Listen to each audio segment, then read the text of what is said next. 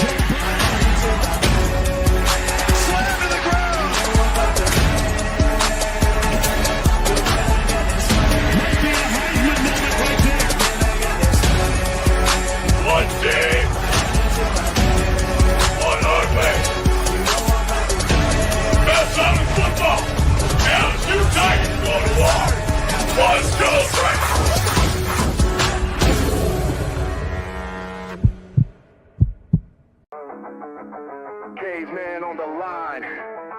HG got the stats. No filters, no suits, just facts on blast. He seems like no nonsense guy. Like re-emphasize that for the Saints fans out there on TikTok. Caveman. What did you just say? The rebuild starts right now. Marshawn Lattimore's gone, so the defense, like we're not getting any better. To the left, got the edge and grind. We break it all Get into down Smith. like What a pass! That's it! Daniel Smith with the game winner! Oh my goodness! And that is why you have Aaron Fry pass the ball in. We roar from the base to the backfield floor. No filters, no fake control. We That's a real year. Like you have you have the best quarterback in the league, arguably, the best wide receiver in the league, and you've got the best edge rusher in terms of total sacks in the season. You're 4-7, and your playoff chances are hanging on by it. HG on deck, stats loaded and primed. Reading the field. Let's make it interesting. We're making it interesting. Come on. Give us the freaking one. Breaking down ball like a heat wave blade. Oh, let's go! Oh, no. For the business. Did not for the business. We see through the hype. Call out the feed.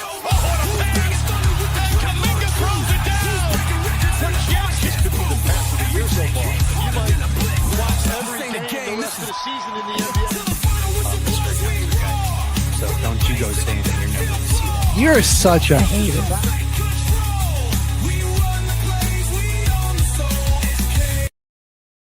The station where our veterans' voices are heard, MBR Talk. Hey, thanks for tuning in. Welcome, Quack. Program are those of the speakers and do not necessarily reflect the views or positions of any entities they represent. Find us on the web at mbradio.us. You are looking live at Till the Final Whistle, everybody. HG Caveman back with another episode of Football Frenzy. Just so everybody knows, next week's show, or this week's Wednesday show, will be canceled. We're doing our gift baskets Wednesday morning. So Till the Final Whistle regular show this week's going to be canceled. But you can check us out over at Valor Point. I don't know if we're doing any type of stream, but we'll be over there tomorrow, and everyone can check it out online. We'll be posting that. But we're getting right on the edge of playoffs. Right there. The playoff brackets are starting to get figured out. NFL projected playoff picture is coming out. Got your top 12 coming out for college football heading into conference championship weekend Gonna be this a lot. weekend. So There's going to be a a lot of lot, controversy a about lot this going playoff on. bracket for the college. And with that, with those conference championships being this weekend, only got 5 games this weekend. But the slate of games that happened in rivalry weekend and just this last week 14 is a deciding factor for all those games. It's going to be a pretty crazy decision when that final bracket comes out. But why don't we jump into our top 25 recap here, Caveman? Let's do it. Definitely a lot of great rivalries going on in this one as well. And we'll start on Friday. Some pretty crazy matchups here for sure. You had this has been a pretty one-sided rivalry the past few years, Indiana and Purdue. And yeah, it wasn't close again this year. Indiana Beat annihilates them down. Purdue 56-3.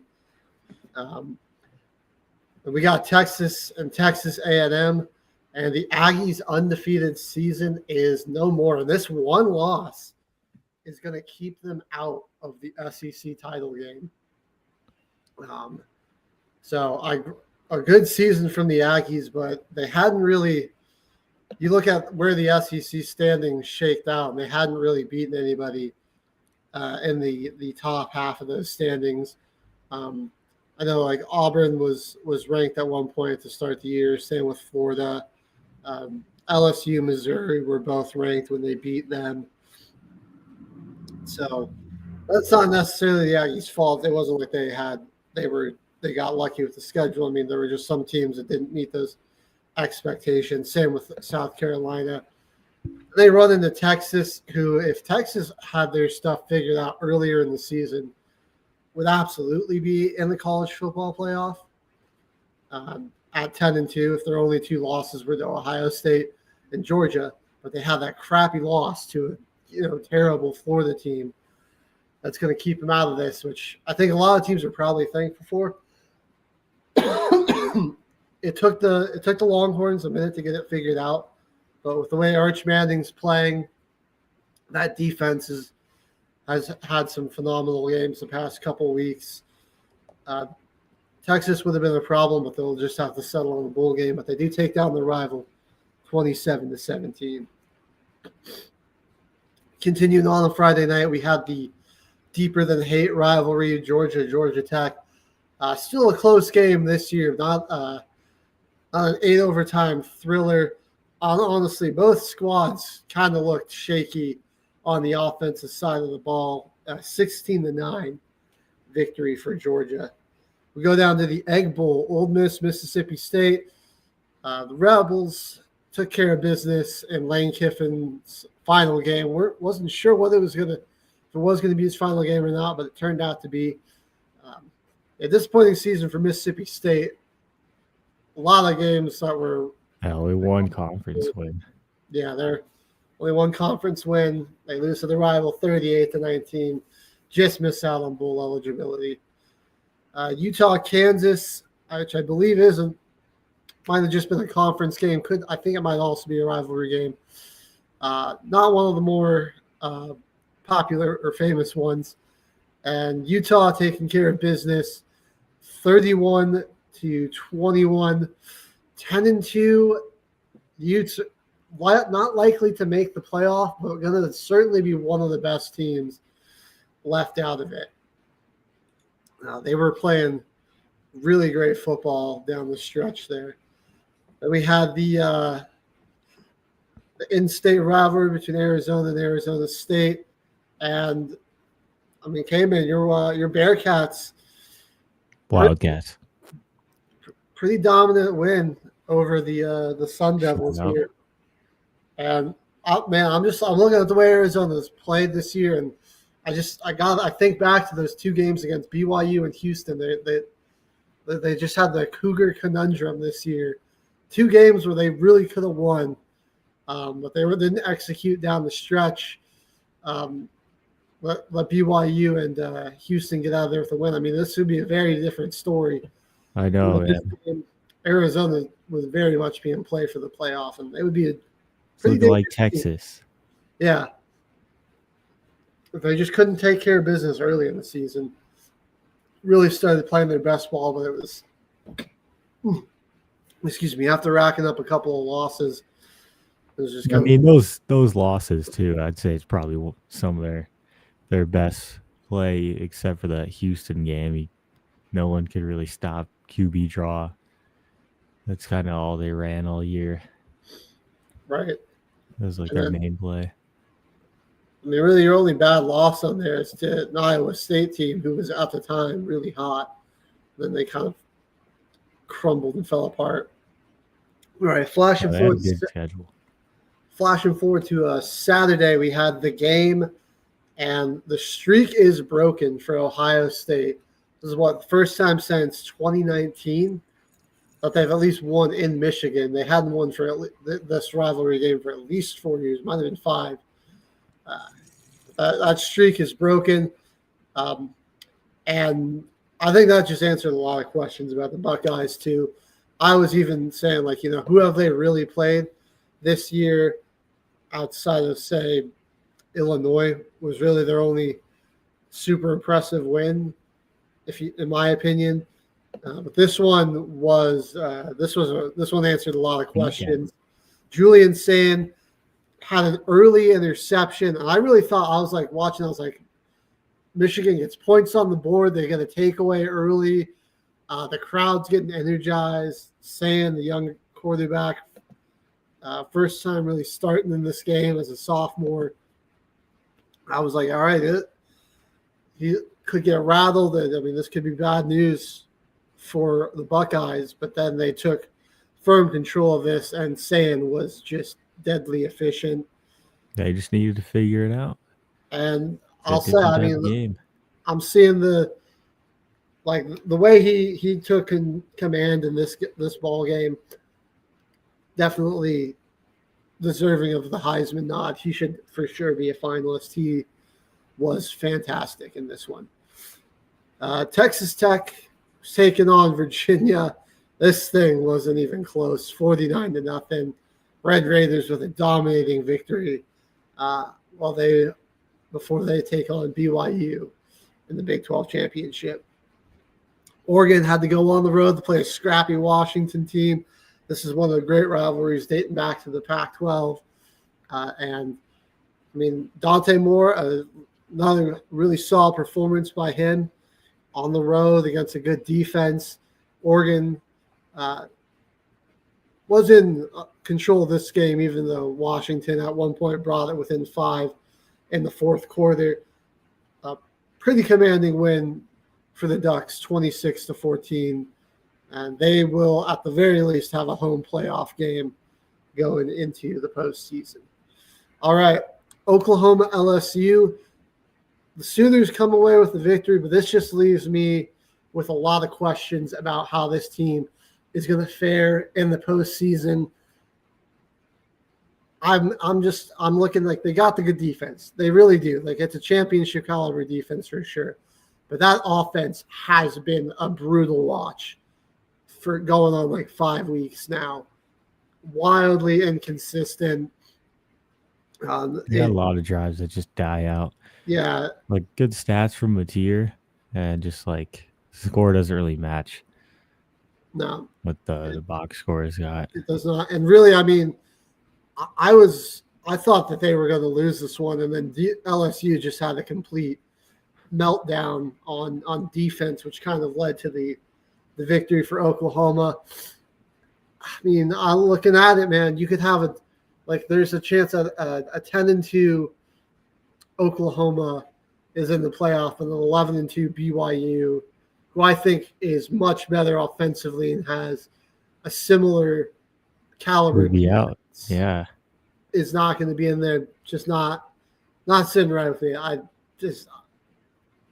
think Oklahoma, whoever unless they land like maybe the group of 5 team,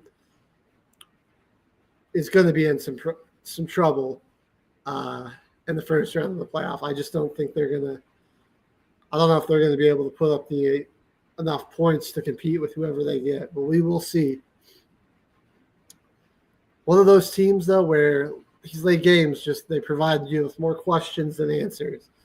Notre Dame left no questions in their victory over Stanford.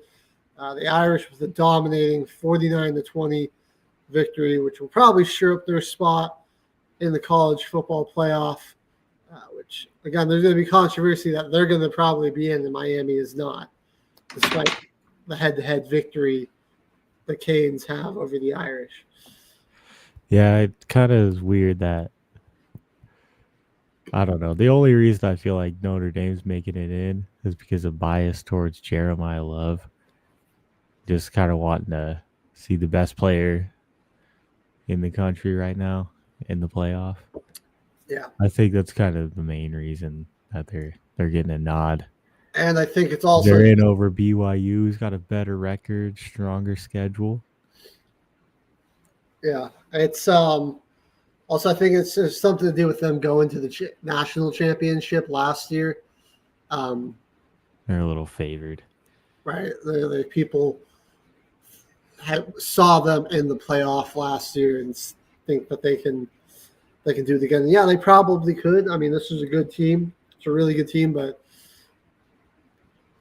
they weren't able to come away with a victory against one of those top schools early in the season. And just strange that that's not going to hurt them as much as it might hurt some other teams. Alabama in the Iron Bowl. This thing was it was close there for a minute. Auburn really was given the Tide a scare, but the defense forcing a late fumble that really helped seal this thing. Alabama escapes the Iron Bowl with a victory and keeps the rival Auburn from qualifying for bowl eligibility. 27-20. BYU taking care of business. Sorry, Amanda. Just BYU talking football. Taking care of business against the UCF Golden Knights, 41-21. Another Cougars will look to get some revenge on Texas Tech in the Big 12 championship. Yeah, here we go, Miami. This was a dominating win by Miami. They shut down a very explosive Pitt offense and torched them 38-7. And they didn't. The ACC is just a mess. They're not going to be making the title game. It's Duke, Virginia. It's a whole conundrum. I'm like, at this point, I want Duke to win because it seems like Miami's going to get hosed by the committee, and they're not going to get in. And I'm like, all right. I mean, well, it's already been decided that whoever wins the ACC is making the playoff, and there's no other ACC team. If Duke wins the ACC title game, because they're in the ACC title game, there's no way you can put Duke in the playoff. You'd have to go to like a Sun Belt conference. Well, they would go to a different conference winner, and there would be no ACC teams. And I mean, like I want that to happen because if Miami's not going to make it, despite their big victories over, Notre Dame, they crushed South Florida when they were on a hot streak. This dominating win over a pretty good Pitt team.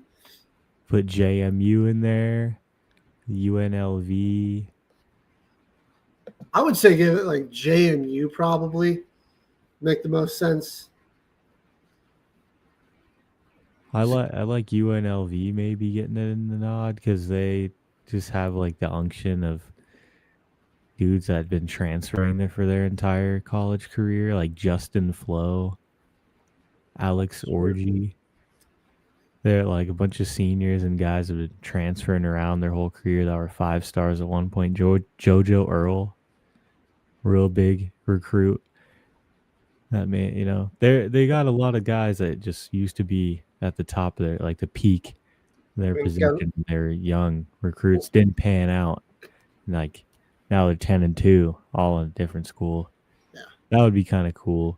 We'll have to see JMU who comes away in conference championship weekend. I mean, there's no guarantee JMU or UNLV even wins their conference championship. Yeah, I know. And Virginia still probably Virginia crushed Duke earlier in the season, so you'd think like on all likelihood Virginia could probably win it again. But I don't. The ACC, man, does not make any sense this season. I'll tell you what. No, they projected this all for Miami to be the 11, but it's Duke and Virginia in their conference championship. Man, that's just stupid. And I mean, UNLV, they're not even the favorite in this championship game. They got 2 more wins than Boise State. How does that even make any sense? Boise's a 4. So in San Diego State, I can't believe they didn't make it to the Mountain West Conference Championship. It really seemed like they were a shoo-in. The only other team I really see making it in over a ACC team is James Madison, though. Because they just have the best record. They're not putting in a 3-loss or 4-loss Kennesaw State or Jacksonville State. Yeah, like the Conference USA. Conference USA, that's not happening. Yeah, if JMU wins, I think it'd just be them at 12-1. If UNLV wins, I mean, like you could probably put in like maybe put Tulane or North Texas at 11 and them at 12. I mean, yeah, would you just go with that, like the loser of that game? Because Tulane's still ranked. I mean, if it's a 3-loss Tulane team, and somebody's got to be. I mean, they got to do a 5th conference championship winner, though. That's their criteria. So it'd probably be whoever wins the American at 11. If Duke wins the ACC, and then the 12 seed would probably be JMU or UNLV. Maybe even Duke. Who knows? Yeah, they might just throw Duke in there. You can't do that, dude. They have 5 losses. 8-5 Duke just randomly making the playoff because that would be backwards. Yeah, no, we don't want any of that. They're actually pretty much a home team too in the ACC championship because it's in Bank of America Stadium in Charlotte. Oh yeah, so Duke fans don't have to travel far at all. No. And you got, I'm sure Virginia fans will travel pretty well. They were pretty hyped about their team up there, though.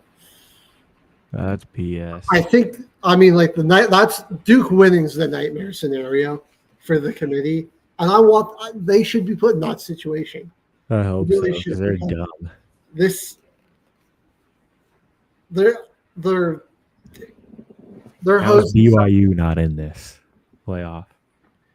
I'm like pretty convinced that neither BYU or Miami, like Miami's basically got a 0% chance, and I think like BYU, even if they lose to Texas Tech, who's like a top 5 team in the country, I'm sorry, like Texas Tech is probably like if you had to pick 5 national championship contenders, Texas Tech's there for me. Because if we could really make a case here that Texas could be it in the conversation just off their resume. Beat Vandy, played Georgia when they were in the top 5, lost. Just beat Texas A&M, Ole Miss, beat Ole Miss in the Red River rivalry. That Florida game, kind of sloppy loss, but really tough conference defense. and then they played Ohio State. It was only 14-7. Like you could make a conversation for like, any team now because nobody wants to win the ACC. That Florida loss for Texas is what disqualifies them for me. Like you're 10-2 and your only losses are to, Ohio State and Georgia.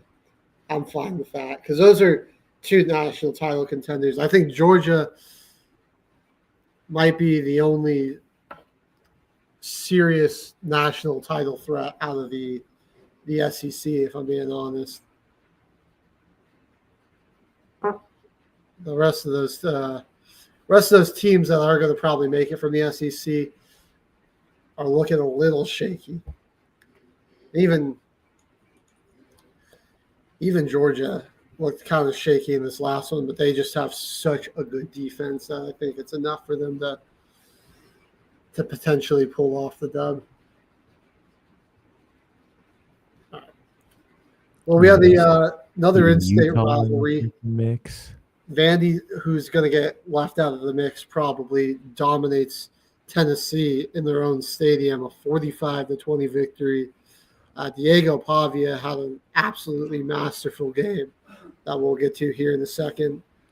We had the UCLA-USC rivalry. The Trojans taking care of the Bruins pretty easily, 29-10 in that one. The Commonwealth clash, it was all Virginia, 27-20.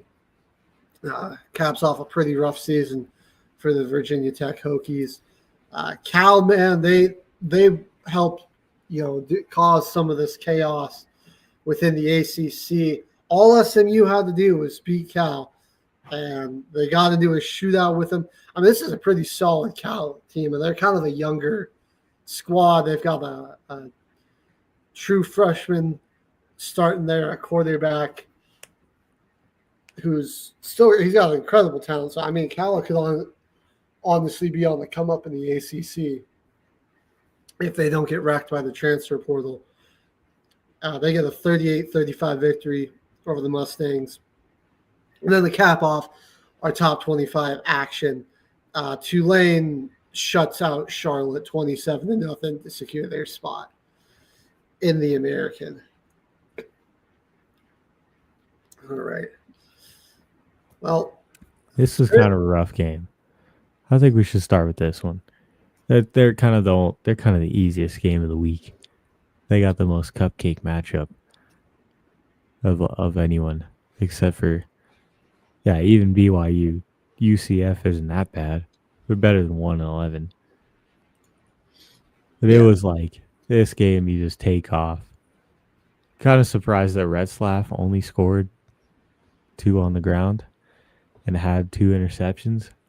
But right, like honestly, this wasn't as dominant as you would have expected from Tulane. Like the Retzlaff was kind of careless with the football, and I mean they ran the ball all right, like 4.3 a carry.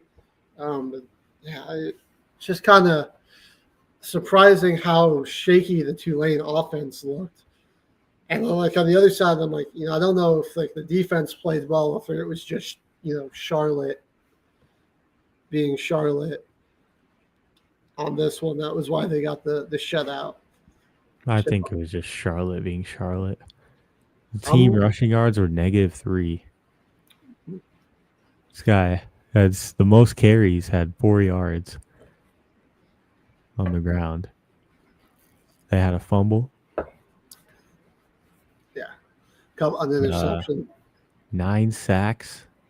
Oh no, 3 sacks, 9 tackles for loss for Tulane. Yeah, they were kind of just showing why they were the 1-11 team. Because man, did Tulane give them some opportunities, and boy, did they fail badly to capitalize on them. Well, another team that had a cupcake matchup in rivalry week is Indiana playing Purdue. Mendoza got very limited action in this one. He came in for a little bit, went 8 of 15 for 117, 2 touchdowns, Hoosiers got up big. Signetti said, "That's it, kids. You're done. Hop out of the game.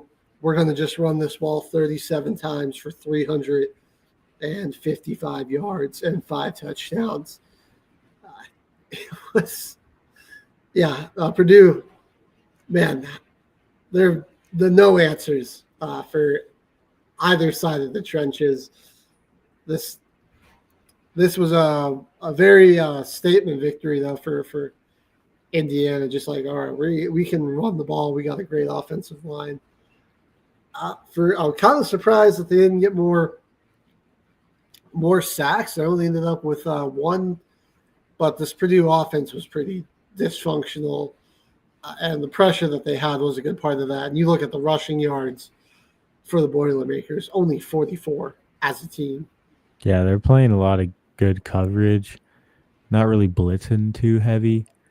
Like Brown threw 47 passes in this one, but he wasn't really, so he's like almost 50% completion, which is like throwing 47 passes is pretty bad. No touchdowns, interception. So Indiana, they're They just got looking killed. very ready for the playoff. It'll be a good matchup between them and Ohio State. I'm probably still leaning a little bit more towards Ohio State in that one, but I do think Indiana will really give them a run for their money. Well, Ole Miss, man, they looked great in this one. Chambliss statted with 359 and 4 touchdowns. Kwan Lacey had another fantastic performance, 143 on the ground and a touchdown. Deuce And they're not going to have a coach for the playoffs. Crazy average on there. He wins the Egg Bowl, just dips out, goes to LSU. He's not even gonna coach for the playoff, which is crazy to me. LSU is going to pay him the same amount of money that Ole Miss would have, if like depending on their wins. It would be like a set like bonus for playoff wins, and then another huge like $1 million bonus for the national championship. LSU planning to pay Lane Kiffin based on Ole Miss's playoff success without him even coaching the team. Wild. And then I forget who Ole Miss, they hired a coach already, and it kind of, to me, this feels like a panic move, and I'm not super confident about this team's ability to go deep just with all that drama there. I think like you just overall talent wise, like, yeah, this team will still be a problem. We'll just see. I mean, it's just, I don't think it's going to be really tough for these players to overcome all this drama. And likely this is a team that would have caused some problems, been one of your final, could have easily been one of the final 4 teams. And if Lane was still there, I would have them as a national title contender, but it's different now. Like without him, I'm just not so sure about how this team is going to fare. He always has a messy exit, dude. He's had like his last 5 coaching jobs. I swear, he's had the most messiest exits where it just causes a bunch of turmoil in the team. Freaking, what happened to Alabama when he was just a offensive coordinator? Nick Saban told him he didn't even want him to coach in the national championship game. Told him to leave for the game. When he left, got booted out of Tennessee. The drama there. Yeah, man. Left LSU when he was originally there. It was a similar situation where he was in a really good spot with LSU, had a great all-time record, and then was just going to go to another team. USC, fired. Messy exit there, gone. Nobody liked him at USC. Now this. I'm just surprised. Like, I mean, as a that would kind of concern me as an AD, man. Like that you are just like, what's your spirit as a competitor? And like, dude, like if it was me, like if I coached a team to an 11-1 record and the berth in the college football playoff, no way in hell I'd want to leave until I saw that out to the end. Are you kidding me? Yeah, I would want to see it out to the end of the year. Like I'm not that's just leaving before the playoffs even start. That is like, bull crap. I mean, like I gotta see, like I would believe in my heart, like, yeah, we can win the championship. I don't care what new better opportunities waiting for me. Like I would want to finish that thing. I would want to, like, I'm just like, oh well, good regular season. Don't care about the playoff. I'm out of here. Like that's the whole reason you coach. That's the whole reason you play, for a chance to compete for a championship. And you're probably a big reason why for they him, play for your it's school. about the money and the program and the sororities, whatever. I guess doesn't. I'm like, if I was an AD, and I'm like, wow, you want to leave before you cap off like try to cap off a historic season. One of the best seasons in a while for them. For this school, like what? Why? Doesn't make a lick of sense to me. But at the same time, I kind of hope that the playoff does go well for him with the new guy. Yeah. And then it, like, Lane Kiffin's going to have to deal with Garrett Nussmeier. And, like, Trinidad Chambliss can throw the ball for more than a 10-yard pass. Garrett Nussmeier needs to work. That's going to be a different story. All right. We're going to go to the Civil War of Arizona now. Flash over to there. And, man, this was complete and utter domination by Arizona's defense. 5 Territorial Cup. The Territorial Cup. That's what it's called. I could not remember the name. Thank you. The Territorial Cup. This was complete ball control dominance by Arizona. And they did it really not rushing the football well. Only 88 rushing yards on 44 attempts. So, I mean, like they only averaging like 2 yards a carry, but they somehow held the ball for 40 minutes. Hey. That was over two. That was like 3/4 of the game, pretty much almost. So, they definitely did those fractions wrong, but you know what I'm saying. They were 10 of 20 on third down. They went for it twice on fourth. 5 takeaways. Just absolute domination over their rival here. And the Sun Devils, they were looking all right with Jeff Sims the past couple weeks, but then they really ran into a real defense, and things just. But he threw 3 picks. Yeah, things just fell apart. They'll begin. I believe Sam Levitt's probably going to come back. I wonder what Jordan Tyson's decision is going to be. Will he return? Will he transfer? Is he going to declare for the draft? He'll be going into his senior year. Certainly, like the future's not bleak for the Sun Devils. They're kind of a disappointing a disappointing season just in general. I mean, 8-4, you're going to qualify for a bowl game and everything, and you'll just definitely know this team had some aspirations of going back to the college football playoff, and they just were. Their QB wasn't able to stay healthy. Really difficult schedule too. Yeah, they had a tough schedule. I mean, they're a really well-coached team. They got their boy Dillingham. Kenny Dillingham. Kenny Dillingham. But it's really hard when you're dealing with all those injuries.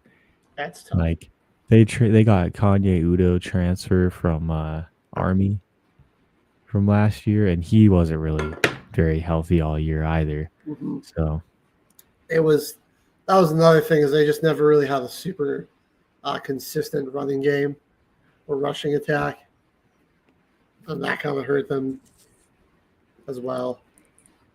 Then you look at Arizona again. I mean, Fafita, good chance that he comes back as a junior. Had a pretty solid season. I mean, he'll likely throw for over 3,000 yards after their bowl game, but he had like 29-63 right now. 26 touchdowns, so only 5 interceptions. I think the Wildcats can look at like this season and be like, man, I mean, we 9-3, really good, successful season for us, and it could have been better. And I think that's huge bounce back from last something year. they could really build off of.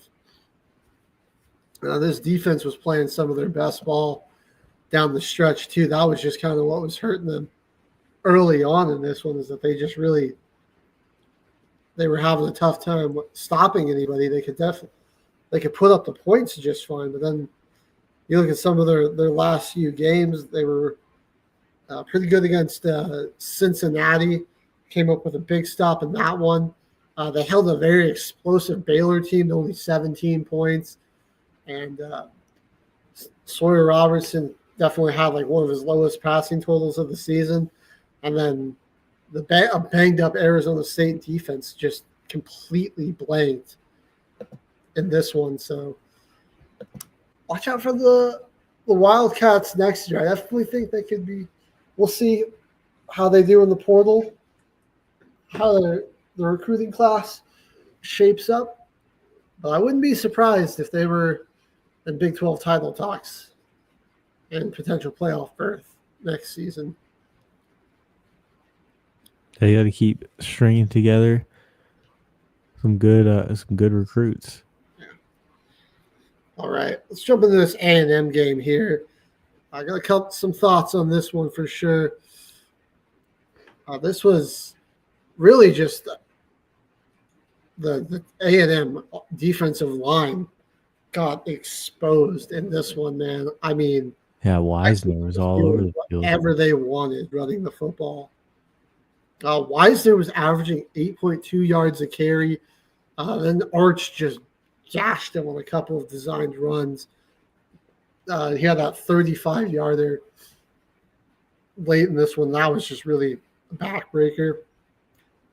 Marcel Reed, he got hurt, ended up coming back in this one, but I think that injury definitely threw him off.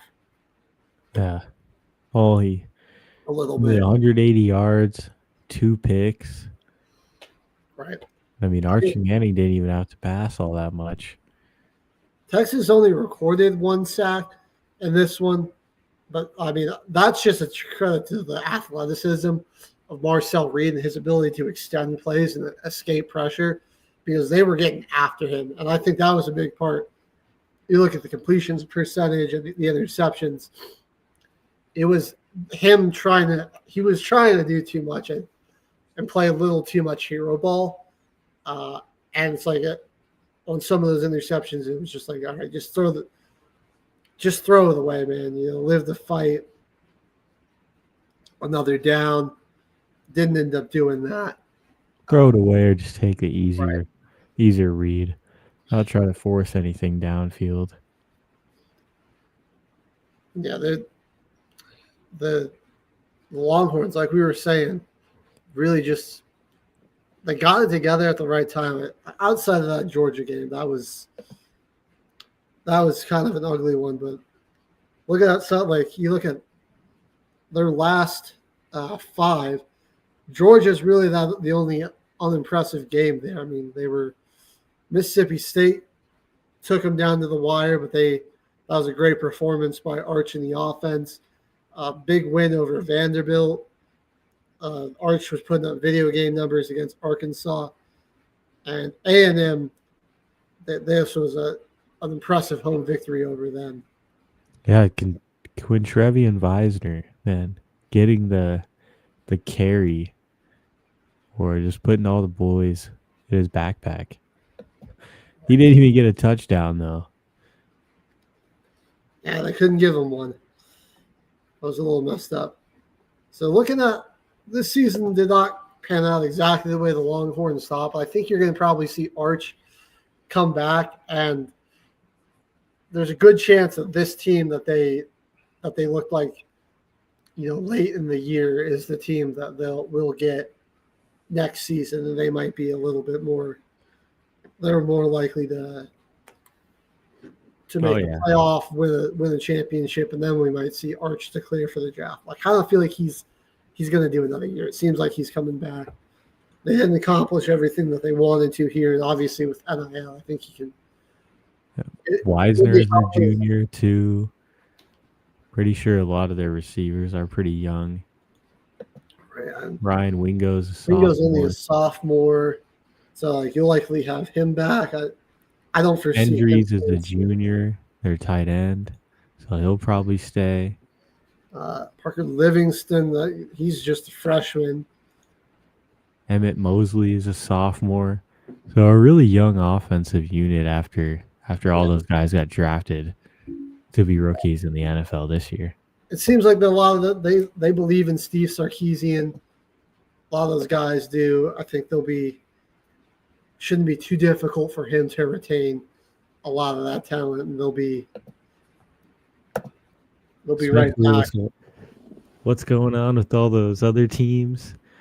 Ole Miss, LSU is probably going to have to rebuild still a little bit. I don't care what Lane Kiffin brings in there. That offense has a lot of problems with it, that's for sure. Texas is looking forward to the future for next year. I mean, it could be some turmoil for some of those other SEC teams. It could be pretty open for the Longhorns. We're going to go over the deeper than hate rivalry game, and boy, I tell you, this was an ugly football game. Gunnar Stockton threw for 70 yards, had an interception and a touchdown in this one. I mean, dude, it was. Those rivalry games are tough like this, man. It was grisly. It was that the Bulldogs defense held Georgia to just 3 field goals. So, I mean, Georgia's defense is looking championship ready. They bottled Haynes King up in both the rushing and passing game. Only 181 yards of interception for King and only 39 yards on the ground. Let him pass it as much as he wanted to. In between the 20s and this, they got real stout in the red zone.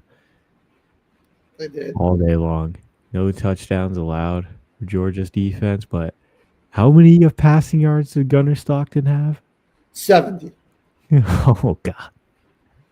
You better hope that doesn't happen in the playoffs. Right.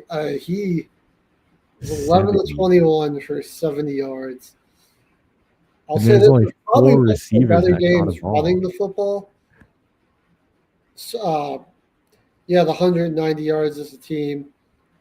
They've got Nate Frazier some room, and then McCray and Stockton were all right. They 43 and 42. They were finding quite as much room, but they were really just they did not. Felt like Kirby just was not trusting Gunnar in this one, and he was just trying to keep the ball on the ground and play field position and keep the Georgia Tech offense from having a short field. Making them work for every yard. And so, I still believe that Georgia's probably the only team I trust fully out of the SEC to win the national title. Like right now, I would probably go with I'd either go Ohio State, Indiana, Texas Tech. If Notre Dame's making it, I'm going to throw Notre Dame in there, which it seems like they are. Then probably Georgia. Then just outside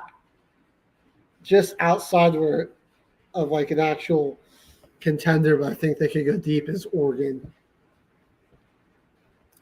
But like those are about the 5 teams that I think that I'm pretty sure are going to be in the playoff.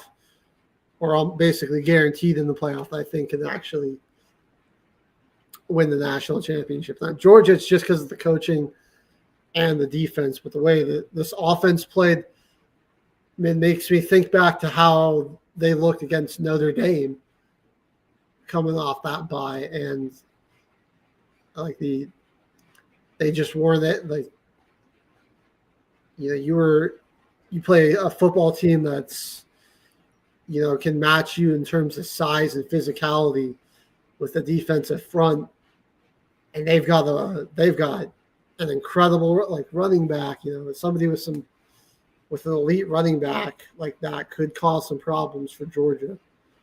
But I've also seen the offense be really explosive, and you got to have faith in Kirby Smart as a coach to get it figured out, you know, and get his team postseason ready. Yeah, I mean, he's won like way too many national championships with Georgia. Going through Kirby Smart's down the list for coach, the national championship winning team, like 5 times in the last 15 years.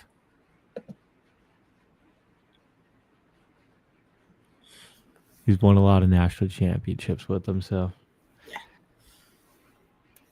So we'll see. You know, it's a rivalry game. They can get, I mean, like, weird, like with how those games turn out. I mean, like last year it was just like an overtime shootout. This year it's like both defenses. Man, yeah, both defenses wanted to send a message this year that they wanted to make a difference.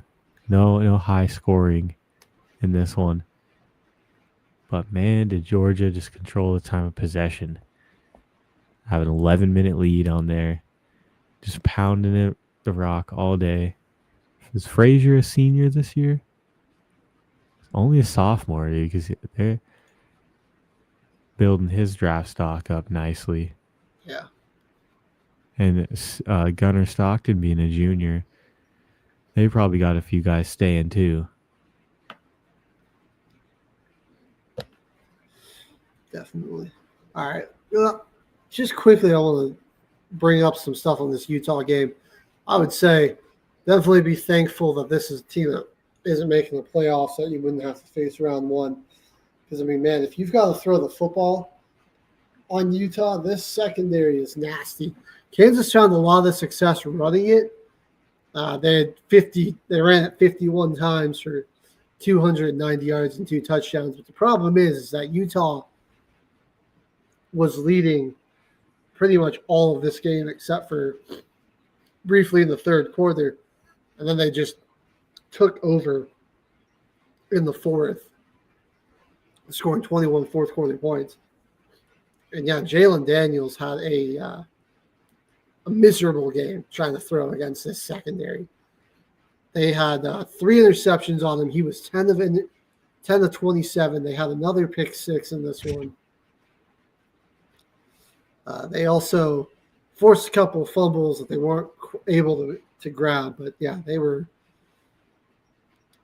swarming. Elijah Davis with a 97-yard pick 6 in this one. So that's tragic for the man. Jalen Daniels, dude. Because this team's really trying to rebuild. They got some good players, but they're in a tougher conference. Big 12's only getting better. Yeah. Well, and I mean, they don't even really have like basketball anymore because I don't know. I think the Jayhawks basketball team might be a little fraudulent. Will they probably still make it to the tournament? Yeah, but like, I think Sweet 16 is probably their ceiling. But I would say, you know, depending on what seed they get, I mean, they could be like you could see them being like a 6 or 7 type of seed and easily going down in round 1 if that's the case. Like, so yeah, that'll be we're talking about college football playoff, not college basketball playoff right now, and Kansas won't be anywhere near that. Utah not going to make it. I mean, I don't really think there's any route for them in here. And hopefully they take their bowl game seriously, whoever they play. Because, I mean, if they do, I mean, I think that team, if Utah get up on you early, you got to throw it against that secondary. I mean, they can be a little vulnerable against the run, as Kansas was able to lean on. But, I mean, that was like you can run as much as you want, but if you're trailing, I mean, they'll take that. Like, it was like, yeah, you're moving the ball on the ground, but you were wasting a ton of clock trying to come back in that one. All right. I don't know if there's anything really to say on the Texas Tech victory besides, yeah, they dominated.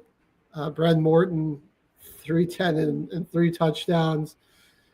Cameron Dickey was good. I mean, they were just kind of getting a bunch of people involved in this one. Let's go over to the Michigan-Ohio State rivalry. Yeah. That's one really. Ohio State sent a message this game. I think so. They dominated this pretty good offense. Michigan was trying to make their case to get back into the playoff. And I mean, if Oregon lost and they win this game, Ohio State loses Big Ten championship. Indiana easily could see him in there replacing Oregon. But in this game, the only thing they could defend was midfield at the end of the game because Julian Sayin had 233 yards and 3 touchdowns. The biggest thing on him, I didn't know he was from California. So everyone's saying they're praying for snow. California kids never played in any kind of snow or weather like this. He didn't even have any sleeves on. Threw the early pick and then just he was dotting them all down for the rest of the game. Yeah, dude, he looked unfazed. Even after the interception, came right back out there, threw a strike, and ended up getting the first touchdown of the game. Forget who that went to. I think that was he hit Jeremiah Smith. That was a 35-yarder he hit. And yeah, he just was so unfazed by the crowd. Michigan's defense struggled to really get to him all day. They ran the ball. I mean, guys, we might just have to get ready for a back-to-back with Ohio State. They're going to be a tough team. What Matt Patricia is doing with that defense, oh my God, it's scary, really, man. They really took the running game away from Michigan early. Jordan Marshall kind of got hurt, which, I mean, he had ripped off some big ones early, and then he made it back in, but at that point the game kind of was starting to get away from them. And if I'm Michigan, I'm like, I don't know if I'm committed to Bryce Underwood for another year, man. I just don't think he at any point in the season showed any progression as a passer. I think here and there he showed some flashes. It's just like against like the steep competition, man. Like he is only a freshman.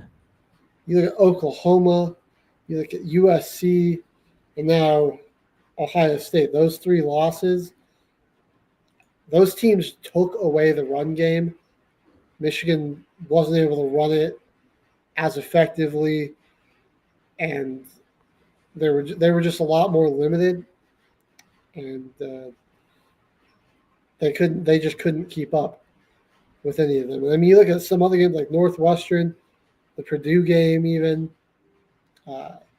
those games felt like they were a lot closer than they should have been just because Underwood had the pass.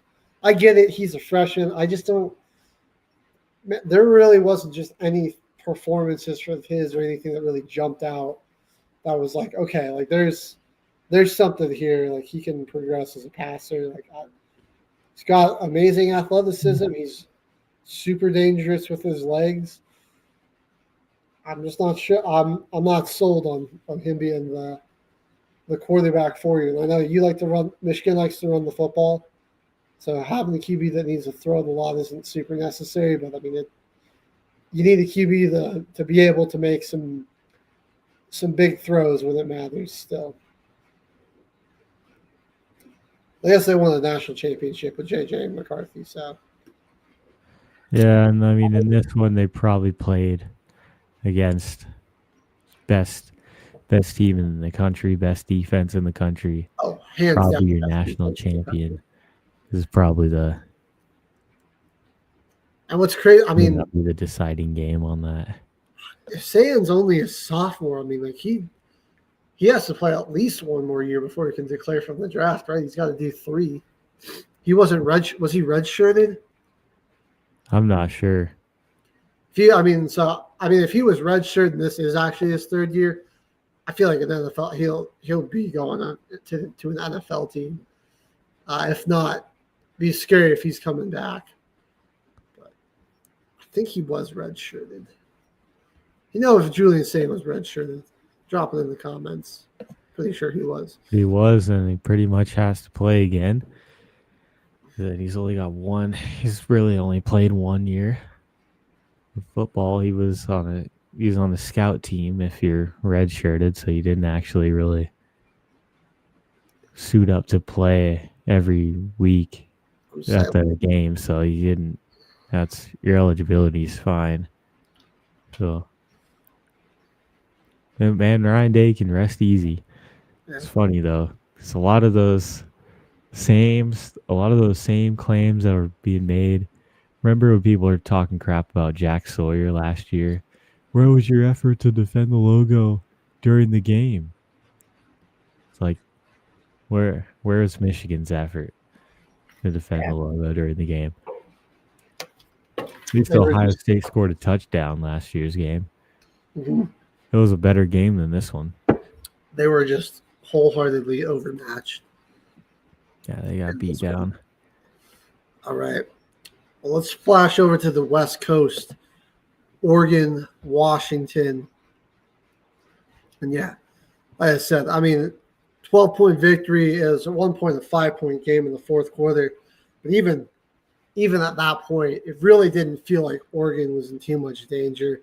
I got to say, I mean, the offense is still a pretty, your typical explosive Oregon offense that likes to generates a lot of big plays.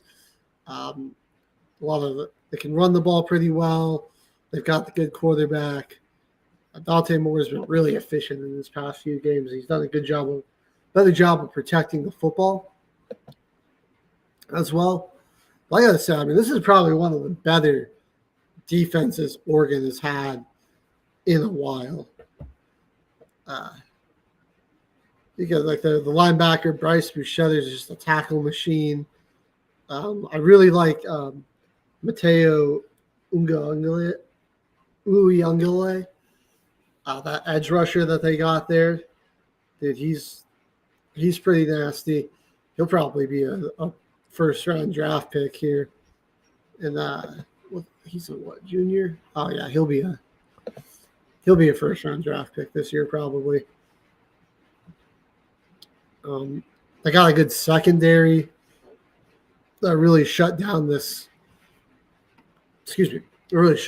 Washington passing attack. They picked off Damon Williams 2 times. And we're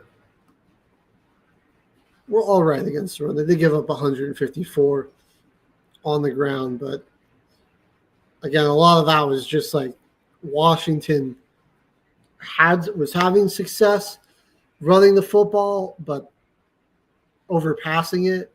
And it was like Oregon was willing to sacrifice the runs because they couldn't really move the ball through the air. And it wasn't like they were going super far. Yep. And that just keeps the clock moving. Right. How do you come back when you can't stop the clock? Like, yeah, you're running the football well, but you aren't. And at the same time, it's hurting you in terms of your game management. Because you're just you're taking your own time away, and they're okay with that. Just Those might even be drives where they let you run it down the field goal range, and then they decide to stop you. You waste all that time Can't even get a touchdown out of it. That's all part of the game plan when you did get a good enough lead like that. So yeah, Oregon with their likely to have a home playoff game. I think with the Lane Kiffin drama and everything, you're looking at Oregon probably being the 5 seed. If I had to guess, I think 6 is probably the lowest they'll go, but I think they're going to be the 5 seed. And yeah, that might be your group of 5 winner, one of the two most likely. So I mean, now it's shaping up to be like a pretty favorable home match for Oregon.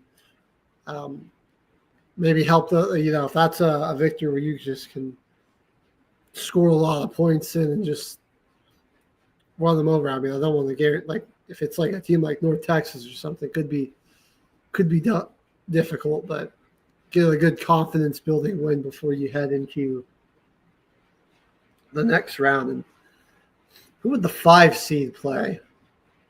That was wouldn't that be 5 seed plays the 12? No, after if they win. Probably the 1. Is it because Ohio State wasn't the 5 last year? I'm just that's probably just like common bracket where the higher seed plays the lower seed. They would play the 4 seed. It was I think because that was how it went last year. Texas was the 5 seed, and they went on and played Arizona State. So that could be interesting because I mean, then you might get I feel like Georgia. No, it wouldn't be Georgia. It'd probably be well, maybe. I don't know where A&M's going to slide to. So I feel like Georgia, whoever wins the ACC or the SEC championship game is probably your 4 seed. Maybe I think they'll probably keep Indiana in the top 5 regardless. So it might be Georgia, might be Texas Tech. You get Georgia. I don't know if that offense struggles. That could be in your favor. That'll be interesting. I feel like Oregon's got potentially an easier path though than they had last year, which is good for them. Well, I mean, last year they had a month off. It was like you go from not playing football for that long. I feel like if they got somebody else, it might have been a different story. But I mean, Ohio State was on fire at that point. I mean, they just and like that again. That loss to Michigan was a great thing for them because it woke them up. So maybe they not having that this year negatively impacts them, but I kind of doubt it. Yeah, I mean they're definitely waking everybody up this year to watch out for a little dynasty ruin. Dude, that's crazy. They've just been in the driver's seat for the Big Ten the whole year, even though Indiana's there. I think every week of the season, people have been giving Ohio State nod over Indiana. Even though they've both been playing really good. They're both top 2 teams are about to play each other in the conference championship. But I think it's just since the beginning of the season, Ohio State's just been over them. Just been getting the odds. Well, they beat Texas week 1, jumped into the 1 spot in the country, and then have just held it ever since. They've been there the whole year. Playing like a true number 1, though. They're beating everybody that they come up against. So, all right, we're gonna go down here. We're gonna look at this Oklahoma game a little bit. Tough one. Like I said, man, some empty stats. Like, yeah, you put up 318 passing, but the turnovers, like Oklahoma, you got to just try to avoid this. And it was a lot. It was all material. I mean, he threw 3 interceptions. Those were all all their turnovers in this one. They were super inefficient on fourth down. But they were just lucky that LSU's offense is even more anemic and Michael dysfunctional. Van Buren, 96 passing yards, touchdown and a pick. Terrible. Just, LSU couldn't run the football, couldn't throw it. And, Oklahoma put together some solid drives, and then they just, would crap them away with the interceptions, or they, get a couple of first downs, get around midfield, and then just fail on fourth down, and they don't really got the kicker to try too many of those long field goals. So it's unless you're getting to around the 35, your opponent's 35 or better, they kind of have to punt or go for it. And they did once and failed. Yeah. This game really ultimately just came down to LSU having a major lapse on defense. And Sentenga being wide open. So Sooners I think they probably stay at 8. So whoever the 9 is going to be, that's likely their matchup, which could be Notre Dame. They're probably going to get killed by Notre Dame. Yeah. They're going to be in some trouble. Because if I'm going, like I said, my top 4, your winner of the Big Ten is going to be your 1 seed, and then I think the loser is going to be the 2 seed still. Put your winner of the Big 12 at 3, winner of the SEC at 4, Oregon at 5, A&M, maybe A&M at 5, but I probably put Oregon above A&M. So A&M at 6, Ole Miss at 7, Sooners at 8, and the Irish at 9. What if they put Notre Dame in the top 4 now that Texas A&M lost? I don't think they give Notre Dame a first round bye. I think that's going to go to our. Oh yeah, they can't because they're not in a conference. Yeah. The highest they can get is freaking 6. I feel like you've got 3 one-loss teams that aren't going to be in their conference championships that you're going to just have to kind of that would all have to be above them. Maybe Oklahoma and Notre Dame get flipped though, and it's like Oklahoma's 9, Notre Dame's 8, and then you got to go to Notre Dame, and you're not playing at home. I think Oklahoma's going to be in some trouble if the offense can't get that figured out. Yeah, because Notre Dame will just run it all over them like they did against Stanford. Jeremiah Love took the night off in this one. Only 66 yards. He let Anais Williams take over, get 2 touchdowns. He got one of his own. Jadarian Price got a touchdown. And C.J. Carr threw for 2 passing touchdowns. So did Burnham. Joshua Burnham had a passing touchdown. I think that was like a 84-yard passing touchdown to Luke Talek. Because this is Joshua Burnham's a defensive lineman too. Yeah, and Luke Talek is a safety. So they put in some defensive players on offense, and they wound up getting an 84-yard touchdown pass. Where's this highlight? Oh, I'm watching it now. Why did I never see this at all in the whole weekend? Oh, it was like on a punt. Wow. And so, yeah, they snap it to the D lineman, then he throws like a jump pass over the defense. And that Talek dude he beats the return man, and like nobody else was able to catch him. Wow. They did that up 14-0 in the second quarter. Just disrespectful. Man, Notre Dame pulling out all the stops. I like how 49-20. why are you using that on Stanford though of all teams? Yeah, that's kind of messed up. Although now I'm like, okay, but like Marcus Freeman's a good coach, so now you got to think like teams are going to be aware of that, and now it's like, how do they bait? Like, do they kind of bait you with that? You know, Yeah, they're gonna bait fake punts all playoffs. we'll see how he uses that. But wow, that Pretty. was that was a pretty cool play. I'm not gonna lie. The time of possession was so even because of how fast Notre Dame is scoring. Oh, that They only have like 2 minutes longer in possession, but they scored 49 points. They were just driving down the field in like a couple minutes, kicking it back off. All right, let's jump into the Iron Bowl This because one's close too. yeah, we're gonna. We got Alabama on watch now.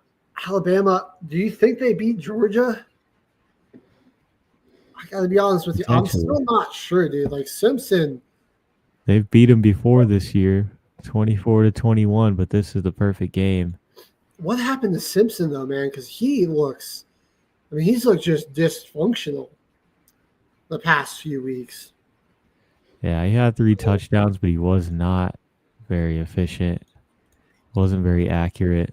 Either turnovers are a huge problem for him. He's not really putting up a lot of yardage aside from that. Like, I'm looking like at his last 5. Like his best passing yardage was Oklahoma 326, and that was a loss for him. He had an interception. They fumbled. There were all these turnovers for the Tide.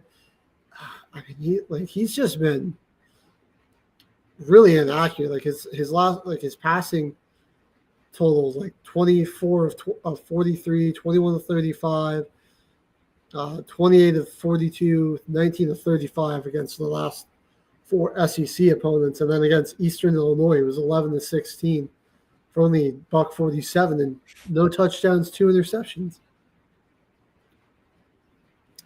Yeah, that's interesting.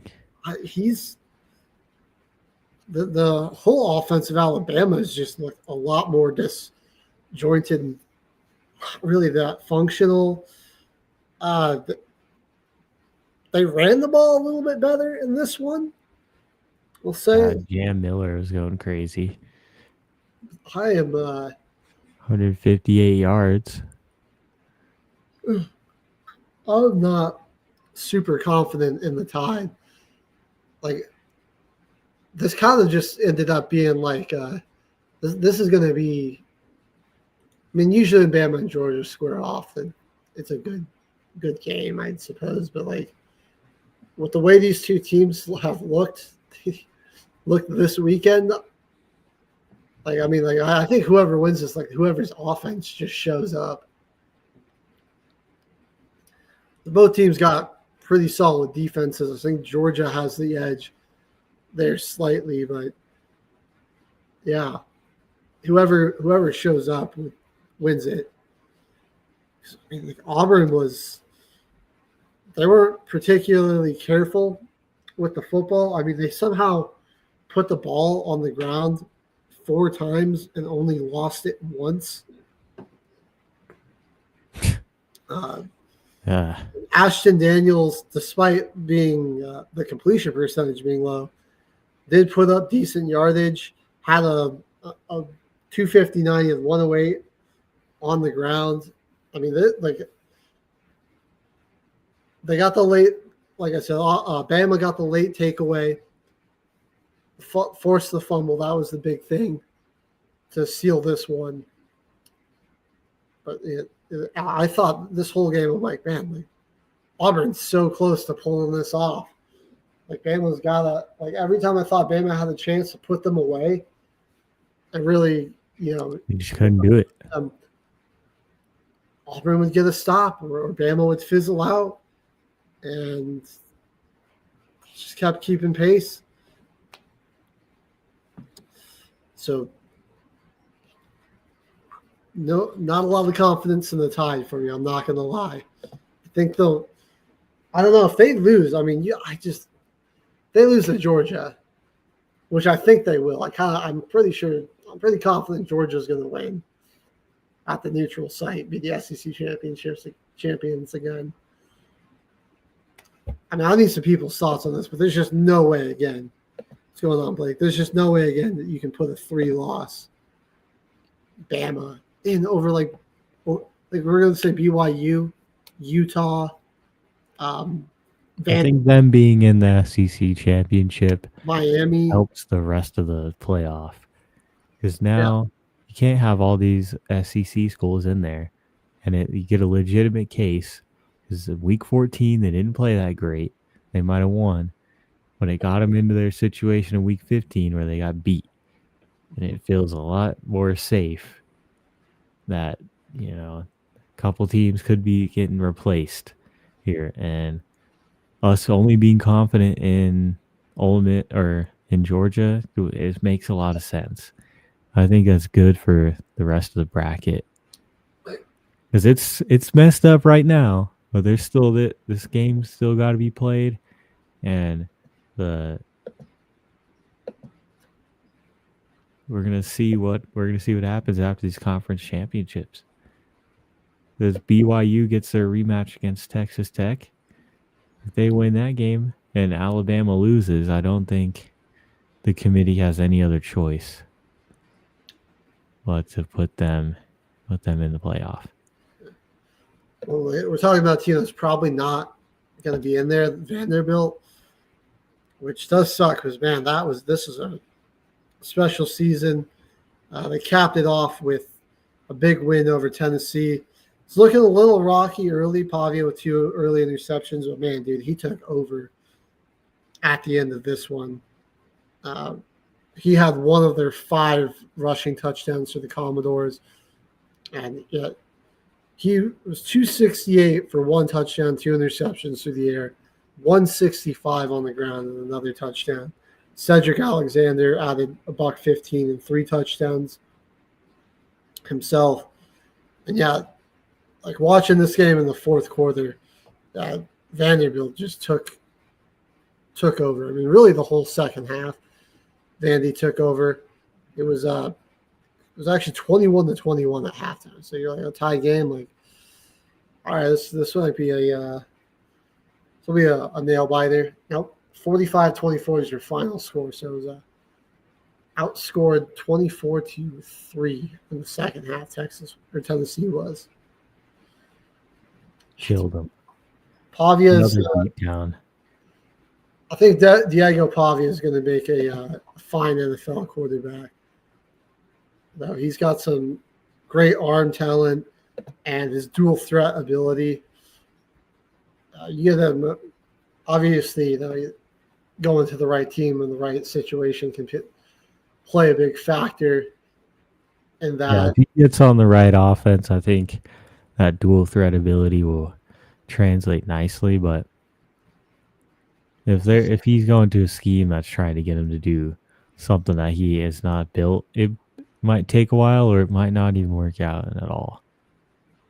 He's one of those guys that he can translate to the NFL well, his skill set, if he's in the right scenario. And I mean, like, he's just got like good size and stature. Yeah, he's got a nice. Not like incredibly tall, but he's 6 foot 207. Like, he's got some power to him. Like, I think he'll translate nicely. And even though they won't be playing for a national title, I mean, like, gotta be satisfied with a solid season here. All right. Well, for me, I think the last game I really just wanted to touch on is this Miami-Pittsburgh game. Now, this was exactly what Miami was expecting with Carson back here. 267, 3 touchdowns. He had a fantastic game. Malachi Toney had an absolutely incredible catch in this one to go along with his 13 receptions, 126 yards, and a touchdown. Dude, this guy, only a freshman, Malachi Toney. He's an absolute yak monster.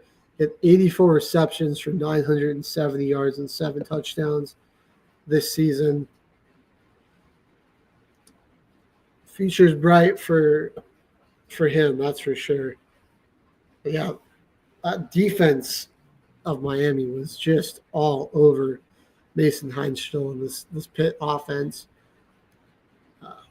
Held them, if you take out the sack yardage, held them to only 54 rushing yards on the day. They had 6 TFLs, 4 sacks, picked the ball off, forced 2 fumbles, weren't able to recover them, but held Pitt to only 7 points. Dominating victory. And again, this will be that like conundrum where you look at Miami, it's like, okay, they had 2 conference losses, but again, against some of the better teams in their conference. Louisville 8-4, SMU 8-4 as well. I think it's just a little weird that Duke made it to the conference championship over them. Because didn't everybody that they needed to lose in order for them to make it in lost, right? Who, Miami? They needed SMU to lose for them to be able to get in. They needed Duke to lose, though. Like the way they didn't even play Duke. That doesn't even make any sense. The scenarios. Miami, a 2-loss team, is worried about Duke. They didn't even fucking get near them this year. Like conference, there were so many weird things that they factored into this, and like just it was a whole mess that somehow ended up with Duke being the 6-2 team that qualified over Georgia Tech, over Pittsburgh, over Miami, over SMU. I don't know if it was just like I think it was mostly just strength of conference opponents Let's that go, they Duke. beat, or some sort of point differential thing. I don't want the ACC in the playoff. Let's go, Duke. No, I don't like it. They At don't. this point, just this go. doesn't make Y'all it can like- go to Cancun. Yeah, Let's go Duke, and then freaking it's a complete. Mountain West winner will be in it. Yeah, it's a complete mess. So Duke, just win. Just spare us the cluster cluck that was the ACC for being in here. I don't know. Like they don't deserve a playoff team at this point. I mean, you're gonna have We don't need another first round exit. you're gonna have a 10-2 team. Just get Gonna their miss ass it. kicked. Like honestly, probably your best chance to represent your conference has no chance of making it at this point. I don't know if there's still like a point. Like I just doubt the committee's gonna give Miami anything. You know, they're not gonna get it. So that's that, and we're gonna just have to see what happens tonight. Let's go, Duke. Let's take a look at these games next week. Let's drop some predictions. First one, grab Friday night. I'm gonna grab a North notepad. We're gonna Texas. write these down. All right. North Texas and Tulane, everyone. That's going to be the first game in Yulman Stadium in New Orleans. And I'm going with Tulane. What else does the city of New Orleans have to ride for, man? This is our team. They got to go. We're in the top 5 of FBS wins since 2021. We're at 41. So I'm gonna ride with Tulane here. I'm thinking Tulane gets the win. Riding with Tulane. All right. You think there will be any drama with John Summerall? Obviously, they know he's taken the job at Florida, but he's going to finish out the season, I believe, right? Tulane's head coach. It's looking like it, yeah. All right. So we got the American. It's going to go. Caveman's going Tulane. I'm going North Texas, man. They got a special offense there. They can just put up some points. I believe these teams, didn't they face earlier this year? No, that was USF that North Texas faced. Which was their only loss. But yeah, no, I like Mets Maker's having himself a fantastic season. I'm riding with North Texas on this one. All right. All right. I guess Saturday, 10 a.m., the Big 12 Championship. BYU or Texas. Just so it doesn't mess up the bracket too much. Give me Texas Tech. Yeah, I'm also probably leaning Texas Tech here.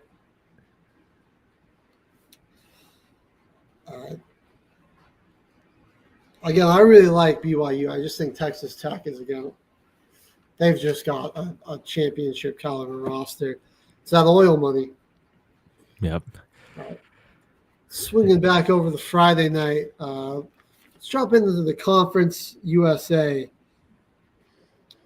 championship game. Kennesaw State, Jacksonville State. Who we like here? Kennesaw.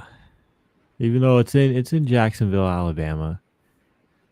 I think Kennesaw, the Owls, man, a little bit better of a season. They had to fight. They played some tougher teams too. They matched up against Indiana.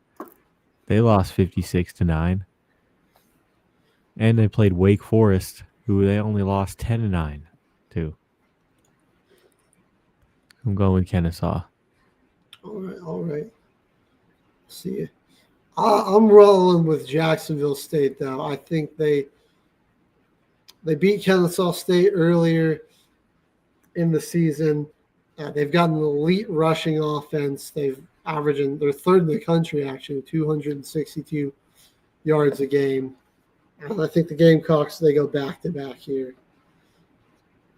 Get that victory. All right, we're going to flash over to back over to a Power 5 conference, the SEC championship.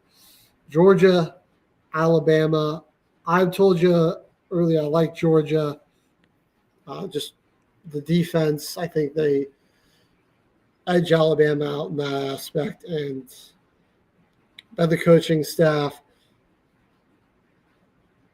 I don't trust the Tide to protect the football all too well. I'm not going to lie. What about you, K-Man? Who you got? Going Georgia. It's probably going to be Georgia. And that boy Nate Frazier running all over Alabama in this game. Just controlling it.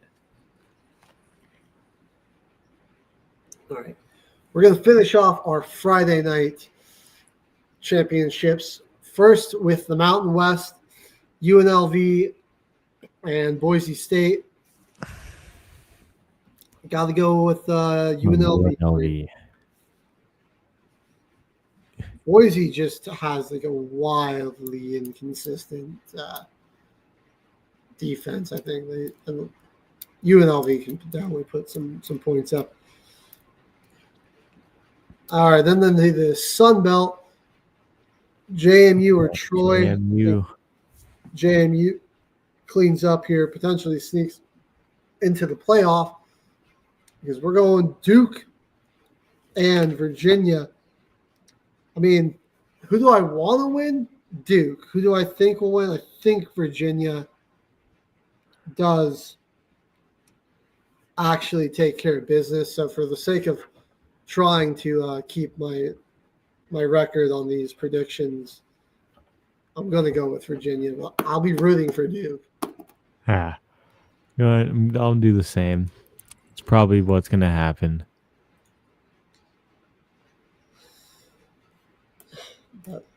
But hopefully Duke wins and we don't have to worry about the ACC.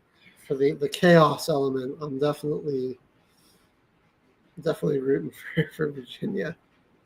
All right. Our last group of 5 conference, the MAC. Some action in the conference championship weekend. Miami of Ohio versus Western Michigan. Maybe one of these teams makes the playoff. No. Let me go Western Michigan. No, yeah, I think I'll go Western. Playing at the Lions Stadium, though, that's pretty cool for the MAC. Playing at Ford Field. Yeah, they give the MAC some decent love. And it deserves it. All right. But then the big one, the granddaddy of all the games this weekend. Indiana and Ohio State, the Big Ten.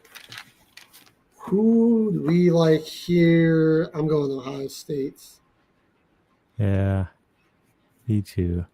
In Indiana, which I do kind of like their odds, but they've been dominant the whole year. I'm almost tempted to change my answer, but I mean, with just the way the Buckeyes played against Michigan, I kind of think they're just going to repeat. We'll have to, which kind of bums me out to say because it's not really what I would want to see as a fan, but just as somebody that watched, is knowledgeable on football. You look at all three phases. I mean, they're solid on special teams. They got a good kicker. They execute pretty well there. But defensively, I mean, 2 top 10 receivers in the country, a Heisman candidate, quarterback. You've got the best defensive player probably in the country in Caleb Downs, with, an elite defensive line. There's going to be another multitude of draft picks on here. Got to go with the Buckeyes. And me, too. Easy game. Not an easy game. It's going to be close. It's going to be way closer than the Michigan game. I think Ohio State is just going to be able to win. Well, it's going to bring us to about our hour and a half mark. We say we go hit a quick break. That'll do it for our college football coverage of the day.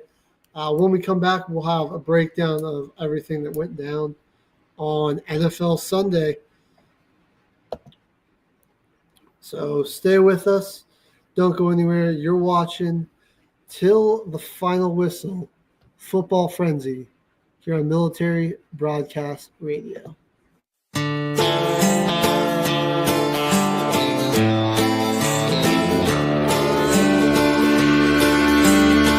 I wish there was some place that I could go where I got the promise to never be alone. These bars all have last call, and my friends, they ain't home. I wish there was some place that I could go with a heartache this big, a bottle this small. I don't think I'm ready to deal with it all. I need a 24-hour heartbreak saloon where they never have last call and play country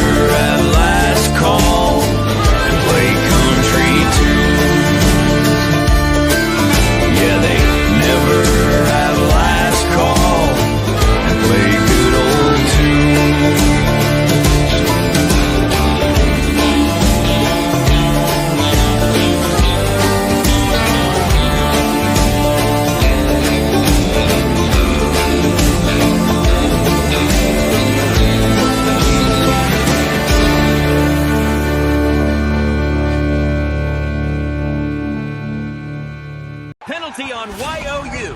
Delay of game. 5 seconds before the show. But hey, thanks for watching.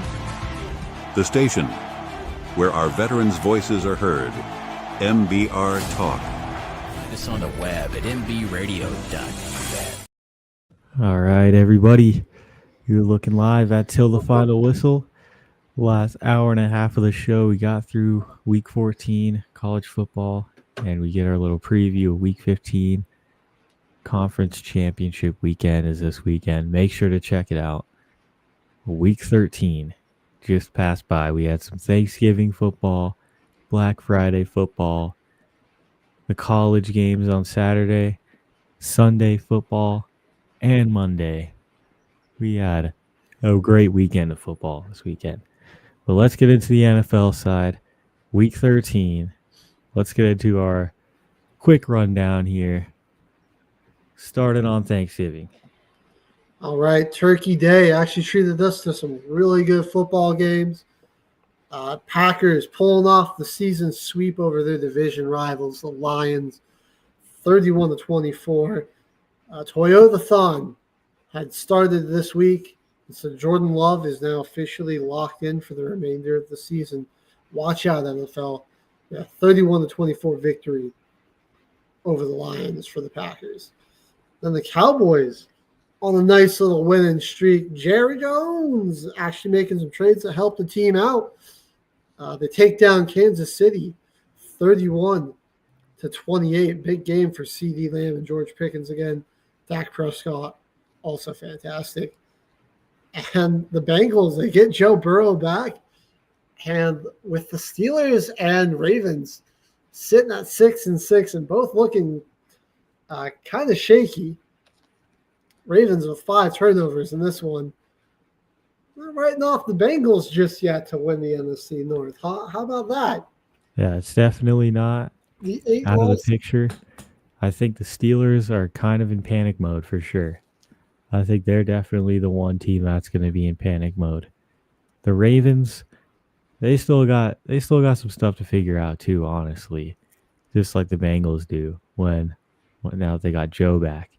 But I mean, it's just good to see that you got your quarterback out there that actually wants to run your offense, dude, and is like making the scheme. Joe Burrow's just getting the ball out quick. Or Joe Flacco's just getting the ball out quick. Getting a quick throw out. Hey, I'm going to throw it to Jamar Chase and T. Higgins all night long.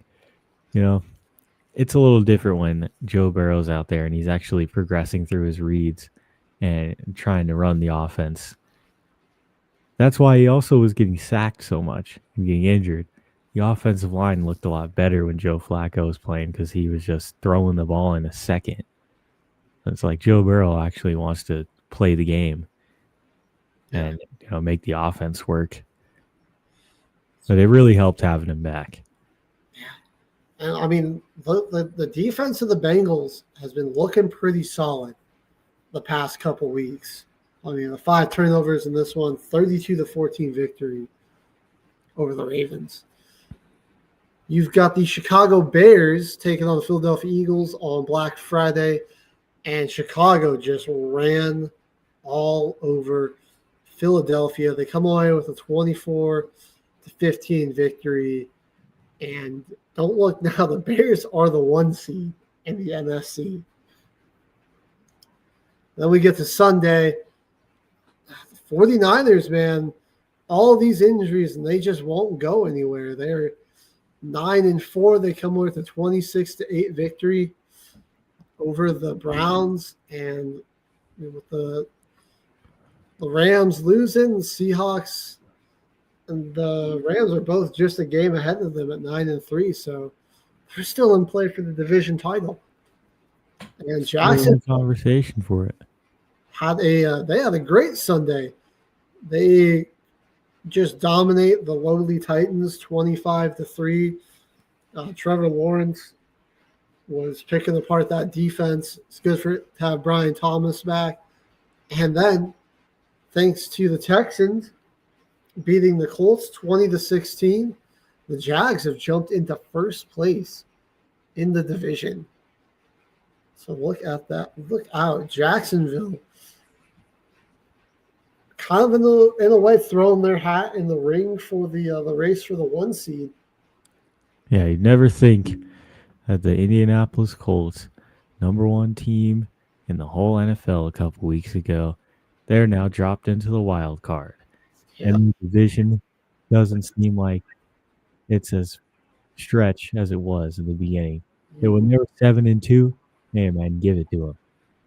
Looked like they were going to run away with it, but now, I mean, you've got Different. the Jags jumped them, and the Texans are just a game back, really. And you got CJ Stroud back and healthy. Best defense in the league right there. Yeah. Like the Texans are going to be kind of scary down the stretch. With that, I'm kind of, that's a team I would kind of hope doesn't make the postseason. They could be a problem if they get in there. All right. This was the best game of the week right here. Just wait till our freaking breakdown of this one. The battle for draft position.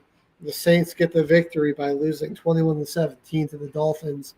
This game was sick, though. It was actually a pretty entertaining game.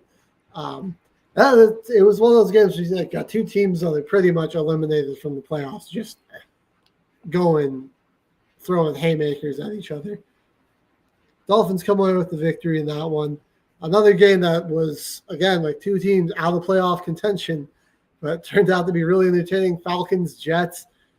Jets win it on a walk-off field goal from Nick Folk as time expires in a rainy Meadowlands Stadium, 27-24. Buccaneers looking to get back on track against the Cardinals. Cardinals gave them a run for their money. Bucky Irving had a good return with a touchdown rush in this one, and the Bucs come away with a 20-17 victory. They got a really good secondary, Cardinals. It's actually kind of surprising. So that defense is good. Josh Sweat was harassing Baker Mayfield in that one. The Panthers pulling off one of the surprises of the week. Big upset. The NFL posted on Twitter just a picture of Matthew Stafford warming up before the game, and the caption was just 9. And it's like, you called him 9, and then he proceeded to play like J.J. McCarthy, throwing 2 interceptions and fumbling the game away. Honestly, besides that, he was pretty, those costly turnovers. He had a pretty good game still. But the picks are rough. I mean, a strip sack is kind of hard to avoid when you're standing in the pocket just throwing the ball. I mean, the guy coming up on your blind side and swiping the ball out is probably going to fumble. The superior 9 in this game, though, was Bryce Young. 2 touchdown passes on 4th down, and the Panthers come away with a 31-28 victory. I mean, breathing down the Buccaneers' necks.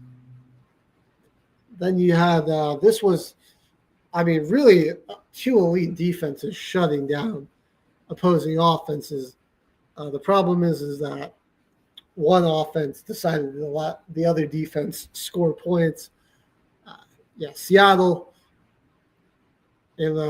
honestly, a pretty ugly game for both quarterbacks. Had the less ugly game, 3 or 4 interceptions for the undrafted rookie Max Brosmer. 26-0. Seahawks get the victory. The Bills came out and just dominated the Steelers. I believe I sent this video to you from the content creator Film Watchers. Guy that just goes down and breaks down all 22 all week. The Bills ran the same running play 29 times against the Steelers, and it worked every time. Couldn't stop it. It was to the point the fans in Pittsburgh were booing Renegade. On crucial downs, they play that Renegade song to hype up the defense of the stadium, and they booed it. That's all I'm saying. There's panic meters on, bro. They couldn't do anything. You're not talking about that song that's like Renegade, that one? No, like the old 80s song. Oh, okay. I was gonna be like, how does that hype the defense? No. That makes a little more sense. 26-7, big win for the Bills to get back on track. Chargers trying to keep pace in that wild AFC playoff race, dominating the Raiders, 31-14. We did have, in the losing efforts, Puka Nacua had a fantastic one-handed catch. Brock Bowers, in the losing effort, had a fantastic one-handed catch in this one. There's three pretty sick ones in this whole week. Sunday Night Football, in another losing effort, Treylon Burks had an amazing one-handed catch as well. Very spirited effort from the Commanders on Sunday Night Football. Credit to them, dude. They just were like getting whatever they wanted, running the football. Marcus Mariota had a career day. Yeah, he was super accurate. Aside from that boneheaded pick he threw in the red zone, that was honestly might have been one of the best games of his career.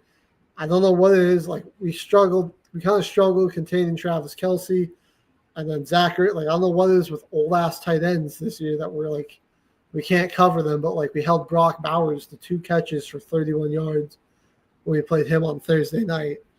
But came down to a 2-point conversion after an illegal pick helped. Debo just dove in the end zone. Helped Terry McLaurin get open for a touchdown. And then That's another the worst illegal spot pick. to be matched up against the Broncos defense on their goal line. And then another illegal pick left Jeremy McNichols wide open in the flat, but Nick Benito was able to bat it down. The officials on both sides, though, were absolutely atrocious in this game. Well, this was easily the worst officiated game of the week, and it wasn't even close. This is one of those games where you watch it, even after, even though we won, I'm glad we won. I feel for Washington fans, but somebody had to come away with this one because it could have been just a great game of football. Leaves a little bit of a sour taste in your mouth because you're like, what were some of these calls, man? It's one of those games you watch and you're like somebody's got to hold these officials accountable. What? There's got to be some sort of consequences. There were so many missed or bad calls. There was some of them were right, some of them were missed, some were freaking horrible. Yeah. It was an overwhelming majority of just bad. Yeah. We had a play end up with we ended up getting a sack because the most obvious trip you've ever seen in your life didn't get called live. And so they reviewed it and saw, oh yeah, he got intentionally tripped, but we didn't throw a flag on the play, so we can't add a penalty. So yeah, it's just 3rd and 21 for you now, Commanders. And like I said, there were the 2 illegal pick plays. There was some missed holdings. I definitely noticed there was 2 instances where we got away with a false start. The Commanders also got away with a couple of false starts. It just, it got rough there at the end. Despicably. Should have dove in the end zone, Debo. Yeah. And then we got the Patriots took care of business on Monday night. Well, we were on the Broncos, so we're talking about the officiating. Yeah, that was terrible on both sides. Just refs were you know what? Let's try to bog this down with penalties and stoppages here late, clock issues. It's come on, can we just play this game? But besides that, I got fantastic game of football. Credit to Mariota, man. He really came out, played his ass off. The 50 pass attempts, he was 294 for 2 touchdowns. Had 55 rushing yards as well to lead his team in rushing yards. Yeah, the Broncos, man, we're missing J.K. Dobbins. We are just not running the ball as well with Harvey and McLaughlin. Yeah, it's the last like 2 weeks in a row that you guys are like under 100 yards rushing as a team and over 20 carries. But it is I gotta say, Bo was, besides that pick to Bobby Wagner, I don't know what he was reading there. That was kind of a bad read on his part. Besides that, I think he was really good, man. I mean, he had that incredible touchdown throw to Cortland. He made a lot of big time throws, hitting some crazy arm angles. Was 29 to 45 for 321 in the touchdown. Probably one of his better games as a passer this season. And Evan Ingram, man, nice to finally see you out there. Dude, that 41-yard reception in overtime, like that's why we brought you on there, man. We've been looking for plays like this, just. He started early with the drops. And I was like, oh, man. And then he actually really turned it around. Ended up being our leading receiver. Bo was able to go to him and and again, I've seen flashes of it where on third down, you need a tough catch like this. Sutton's double team, that's the other big body you can go to, and Ingram was he's been doing that, so we can continue to go to that. Well, we will definitely be all right. And then, dude, Hufanga had the late pass interference penalty on him, but dude, he was he's been a monster all year. This was up there with one of his all-time performances, man. 13 tackles, 10 of those were solo tackles. He had 2 PFLs, TFLs, everywhere. Pass deflection. Guy was all over there. And how about my guy Alex Singleton, dude? 2 weeks removed from testicular surgery. Get cancer removed. He's out there, 6 tackles, 2 pass deflections. Was making some big plays out there, dude. Yeah. Riley Moss didn't get penalized, so that was a huge W. He was just getting bullied. He got Moss, and then did get burned by Debo. But dude, it's a good save on the touchdown, but that didn't really matter because they got it a few plays later. But yeah, that's still he saved the touchdown, but still that's Debo highlight right there. And I'll say, I don't know, Vance Joseph, it was, I feel like he wasn't as aggressive blitzing. And I think for the most part, Mariota just did a great job of diagnosing it. He wasn't hitting them with too many disguised looks or blitzes, but I will say, when it mattered the most, man, he dialed up the absolute perfect blitz call because he sent more guys than they could block, which absolutely the right decision. And it was a very staggered look where 4 guys at the line, and then as they were getting in, after Mario said set and was getting ready to hike the ball, then you see them, they all start to creep up and kind of come in and rush from the secondary area. And so, yeah, there were more guys than they could block, and then they ended up a little confusion by the O-line. They ended up leaving Benito unblocked, and that was perfect because he was the only guy really there that had any type of shot, I think, to get to that check down route that would have just walked into the end zone. And he batted it down, saved the game. And I got to give I think a lot of that credit goes to Vance Joseph, where he just put it in the position where it ended up giving your star, one of your star defensive players, just a shot to win the game. And yeah, that pretty much had no chance with Benito coming in there. So not one of Vance Joseph's best games as a play caller this season. He was just really kind of wasn't stacking the box too much, I think. Shot because the Commanders I think we didn't really bring enough down most of the time to stop the run. And it was like obvious running situations. We'd still leave like a lot of white boxes. Yeah, just leave stuff up the middle of the field. And then I was like, man, like let's zone. try to like press or something or go to a little more zone because they were doing a lot of these quick outs, these like rub and pick routes too that were just making it difficult to like that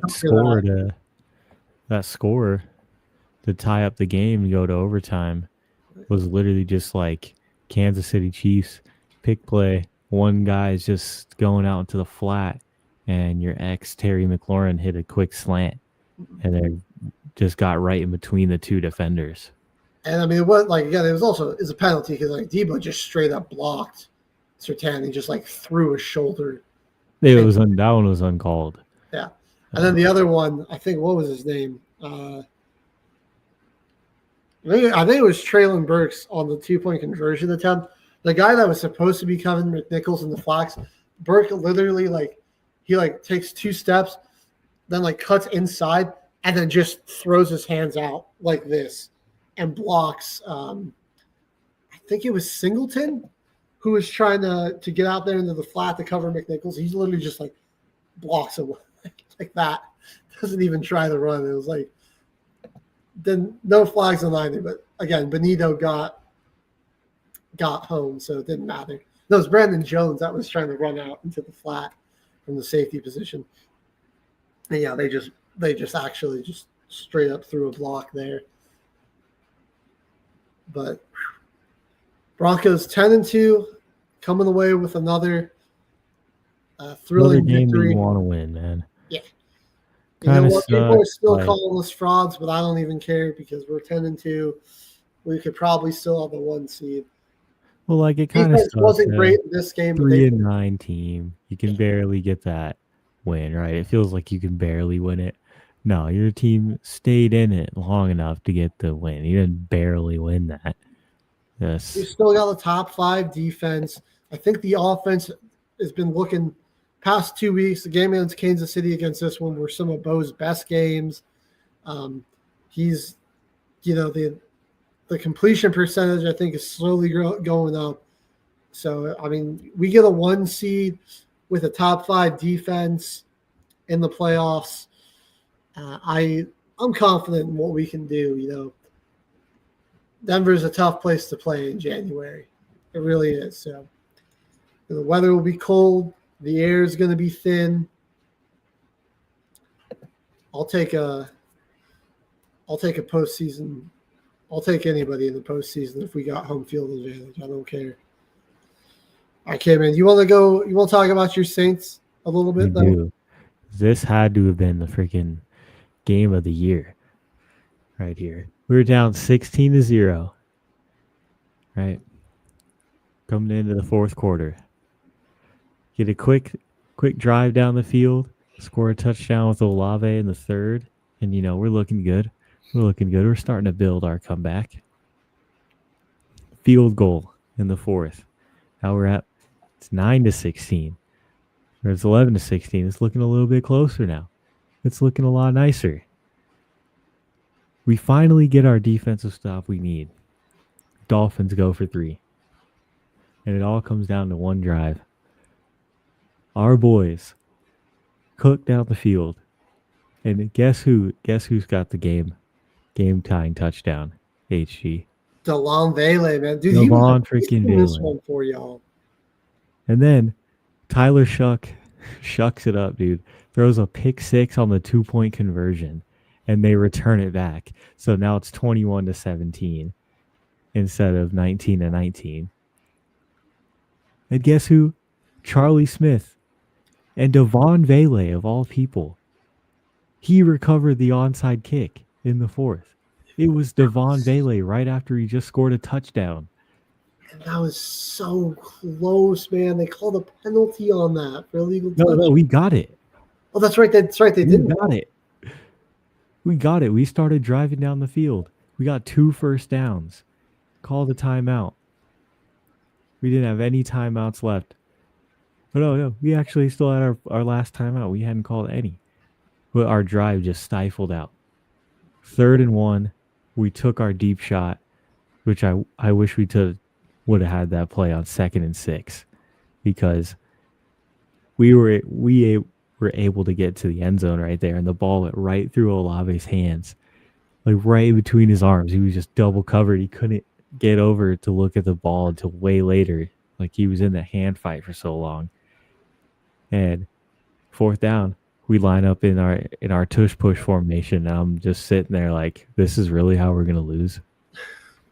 Get stifled on the tush push. Because who took it too? Was it Taysom Hill that you had? Let me just go to play by play right here. I remember it was like it was like somebody weird though. I don't think Tyler Shuck up the middle for no gain. 4th and 1 at Miami's 36. And we needed a touchdown, so we couldn't just kick a field goal right there.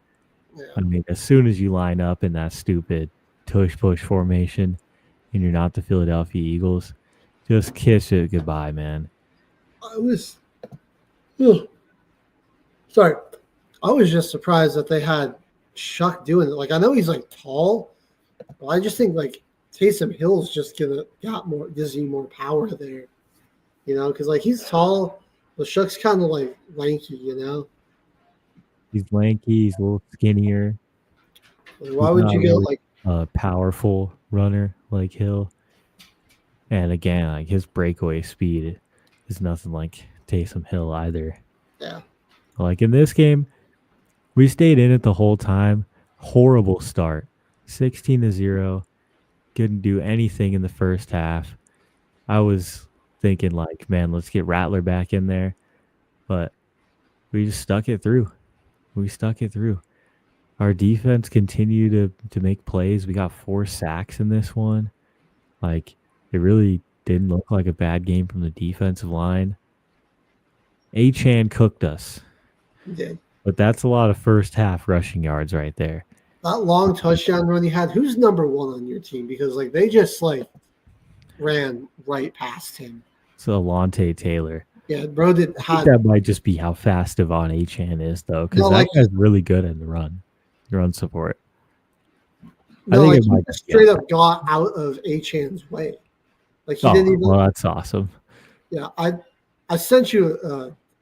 I sent you an angle of it. Like I don't know if you had seen it yet, but he just like jumped out of the way.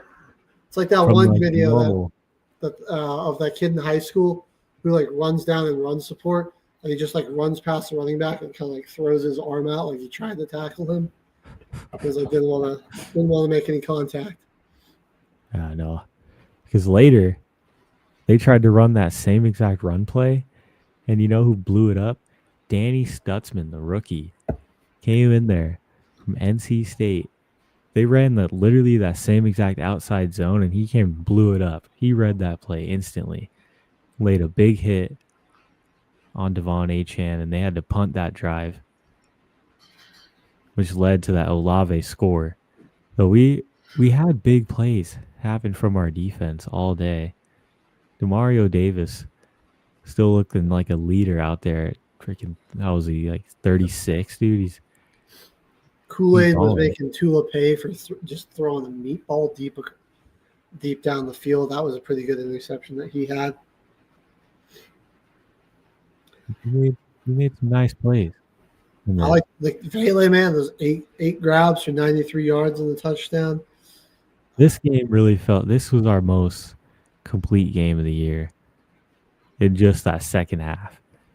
Like, in all 3 phases, we made good plays. We made our field goals, our extra points, recovered an onside kick, and we were successful in the red zone, even though we threw a pick 6 on the 2-point conversion. We scored 6 points instead of having to kick a field goal on every single drive. Felt like first half, we saw the missed opportunities that were there. Second half, the Dolphins kept giving them to us, and we finally were able to answer.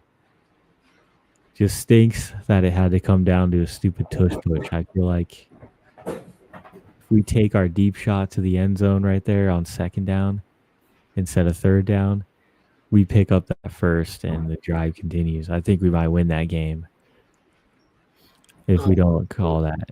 But I mean, I like it though. There's no time left in the game. You're barely in the red zone, backs against the wall. Take a shot. Take a shot. Oh, get creative. Yeah. It's kind of the only thing you can do. Might as well go for broke. Rip it. Like, what else you got to lose? Just have some we're fun. 2-10. NFL's posting that the Saints are eliminated from playoff contention. I was like, hey, man, I knew that 12 weeks ago. I just want to know who we're drafting. Hey, the race, you're looking good to stay in the top 5 pick conversation there. Yeah, right now it's us. After the Titans, it's us, the Giants. Oh, the Giants are ahead of us because we beat them. So we're third. We would be the third pick of the draft right now. What about the Raiders? Would they be? Yeah, they're also 2-10. Well, I think they would also be at the 4th pick because they beat the Patriots in week 1. That's true. So they probably have a little bit better opponent win percentage. And they beat the Titans. All right. Who even knows right there? Well, yeah, who knows? We'll see when we get to the end of the season. I mean, I think you guys can try to build some momentum and lock up a top 5 pick. Things will be all right. All right. So let's head back to Thanksgiving. Toyota-thon, man, was popping off against this Detroit defense. That was getting healthier, too. I mean, they were getting some guys back from injury. Terry and Arnold was finally, and DJ Reed coming back and getting it back into the lineup there, but it did not matter, man. Love was really good. Besides from the fumble he had, and I was just kind of getting strip sacked. It's a tough one to avoid. Yeah, dude, he carried them. Tavian Wicks having like a career day with 6 balls, 94 yards, and 2 touchdowns. Love threw 4 TDs. It was a QB duel, man. Like, Jared Goff was pretty good himself, and 256 and 2 touchdowns. Both teams ran the ball pretty well.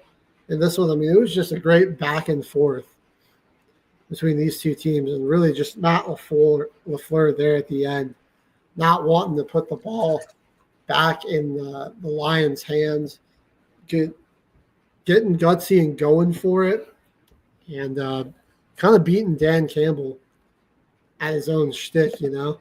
Yeah, going for it on 4th down, taking a page out of his book. You look at it, I mean, like, it was the Packers. They were the better 4th down team in this game. 3 for 3 on 4th down.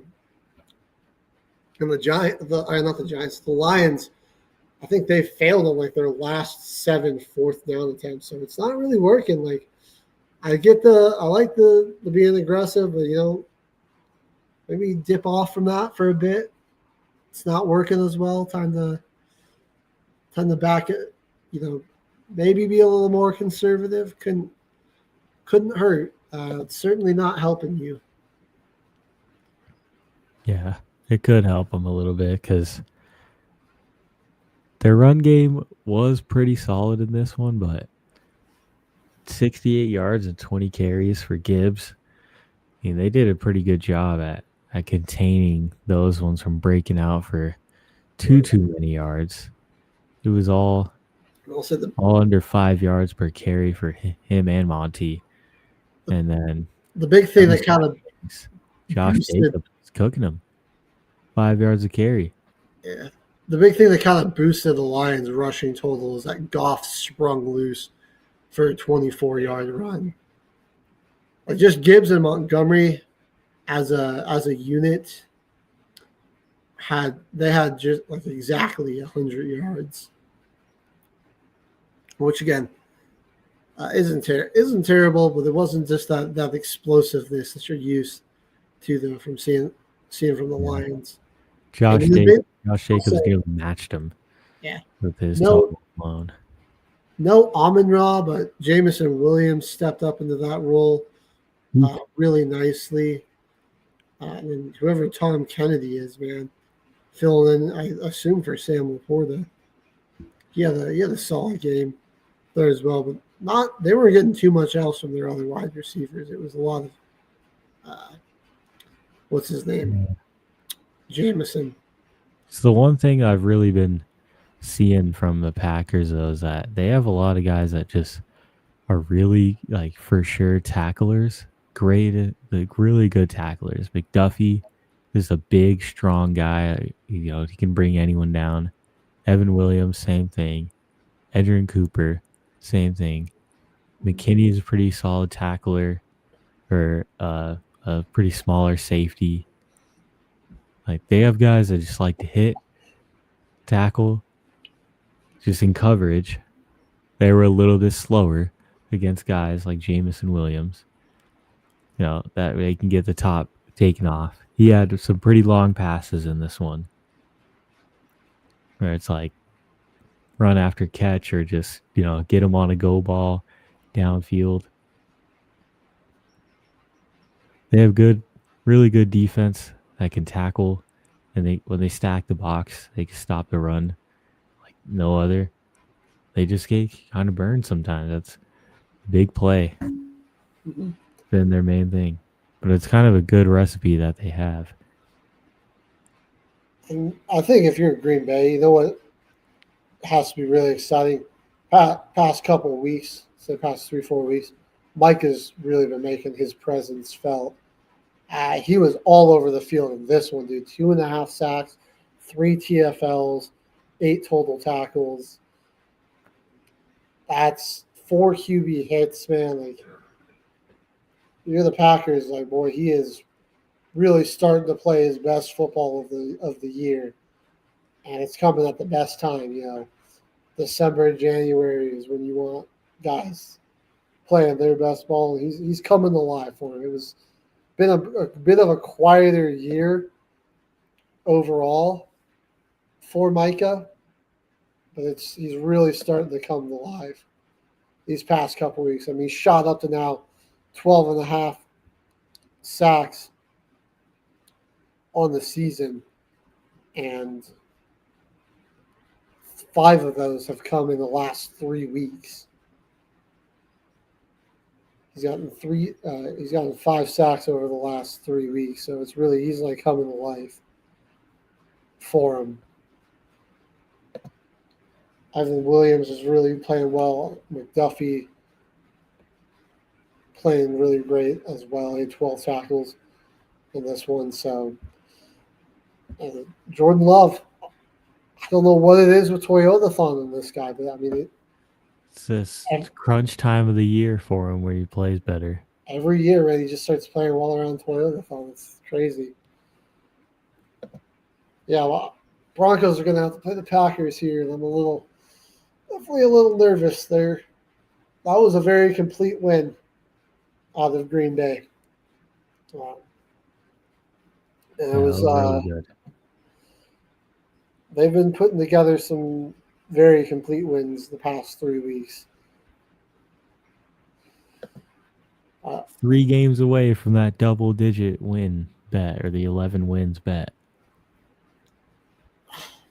Yeah, I guess you weren't really part of that, but Mohawk might be getting nervous. I think he said he took the under on 11 wins. Yep. I don't know. That'll be close. For Jimmy, they don't even have to go over. They just have to get 11. Well, we're going to talk now about a team that can only hope to win 11 games, and that's if they're perfect the rest of the season. That's the Kansas City Chiefs, who fall to the Dallas Cowboys. And, I mean, the Cowboys' defense, again, wasn't fantastic in this one, but they did come away with 3 sacks. Jadeveon Clowney was pretty disruptive in this one. Mahomes still. Forgot he was even on the team. I feel like every year he pops up on a new NFC team. It's just wild. He's hanging around though. Yeah, Mahomes did throw for 4 touchdowns at 261 yards, but Dak, man, had an interception early, but then after that, he was really locked in. He has like a mandatory first half pick, and then he's good to go to win. He just has to get that out of the way.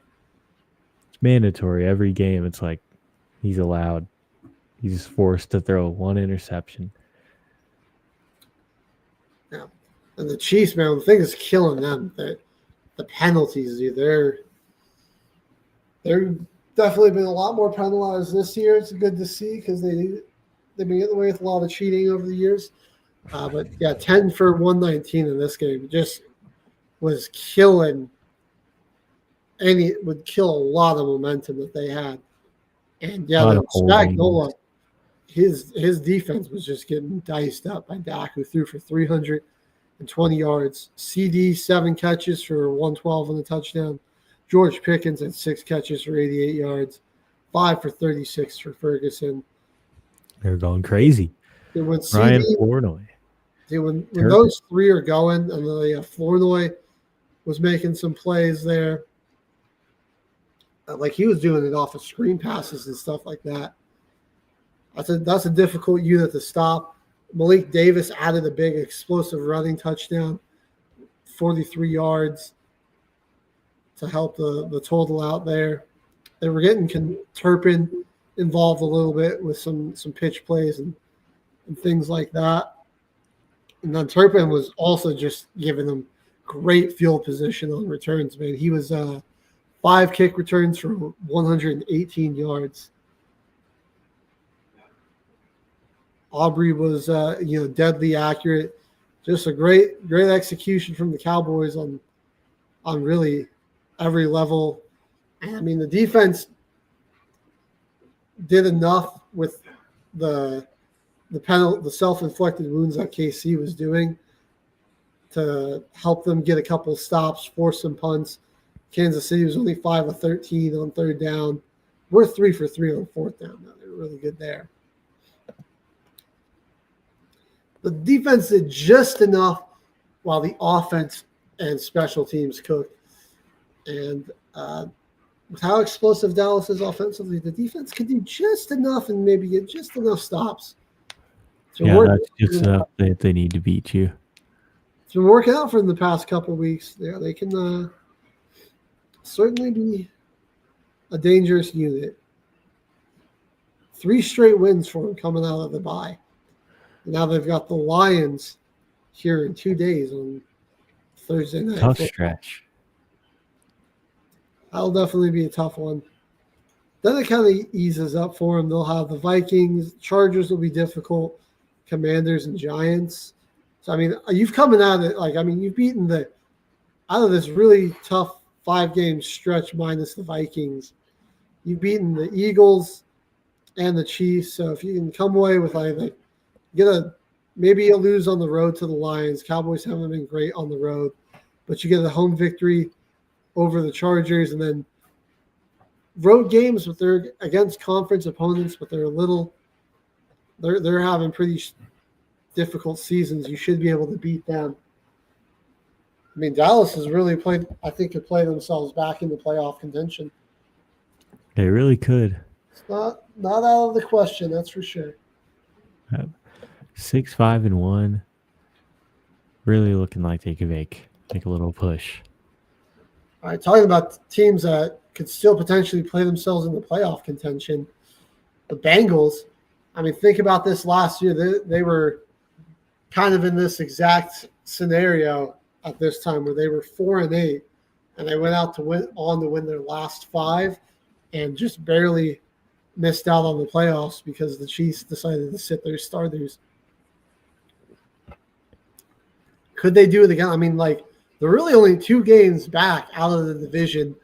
Pittsburgh looks their offense is just non-existent. Defeated. It doesn't exist. And defensively, I mean, they can kind of just get outworked by a good run game. So I'm just not super sold on Pittsburgh's defense. like I said, the Bills ran the same play. I mean, like there were some slight variations, or like they would run it to a different side, but I mean, it was pretty much the same play concept 29 times, and it worked every time pretty much. There was like, I think like the worst it did was like pick up 2 yards, something like that. When they finally someone decided to blow up the gap. So yeah, Joe Burrow stays healthy. I mean, they ran for 128 in this one. Burrow was 252, 2 touchdowns. I mean, there was no T. Higgins. He was suspended, so you're getting him back here too to go along with Jamar Chase. It's like the Ravens' offense was, I mean, they somehow managed 123 on the ground, but they just had to go to the different guys. Were not very safe with the football. I mean, they turned it over 5 times. They fumbled going into the end zone with Isaiah Likely.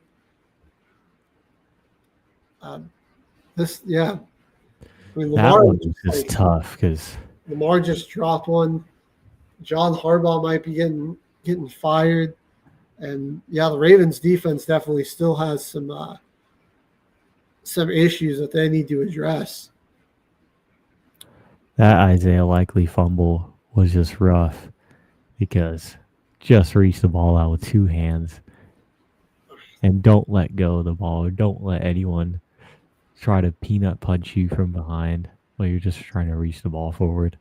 I don't know why he even tried to reach it out there. Like, do you not feel the defenders behind you? Like, just tuck that to your body, man. I think he thought he was going into the end zone because, like, Jordan Battle knocked it out. Like, he chased him down, and like as Likely was trying to reach it out. Like, Battle hit his arm, and so he definitely knocked that out. Just tuck it up. Clear day in that replay.